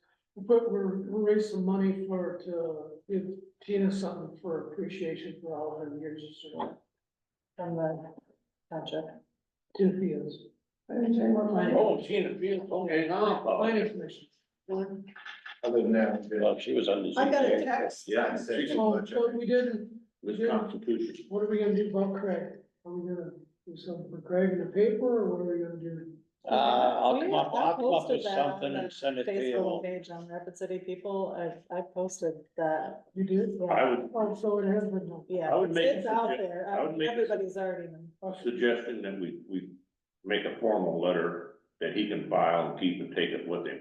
Mhm. So when it comes up 10 years from now, he Instead of can opening it say, all back up. right there, Yeah, you don't have to look up on a well, I Facebook would, page 30 years. I would ask, Yeah. Verify that. compose a letter and then ask him if he wants to publish it. Yeah. Because that way, you know. That would be He wise. does want to publish it. Just because we are being recorded, I also want to say that I'm repeating facts that are in the lawsuit, and of course, I don't have any, you know, legal. Standing. Everybody to should claim get that these are lawsuit. facts, I'm just saying what's stated in the lawsuit.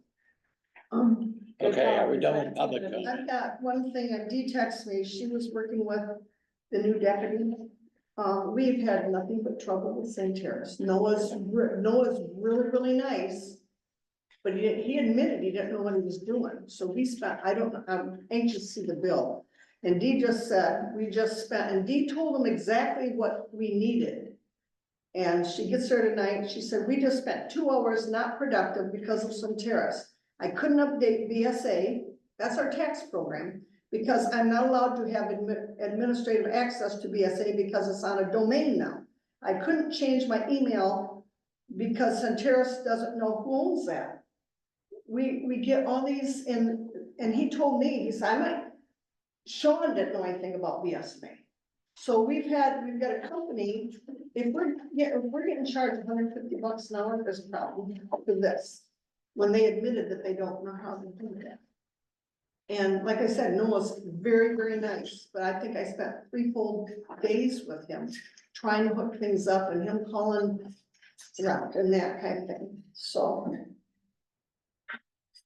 So that's, Motion to adjourn? I'll make that one. We're trying to kill the fat, it's time to kill the fat on some carrots. yeah, and. Okay. 10:17. So I went to the Calcasas County Board meeting on Zoom last night.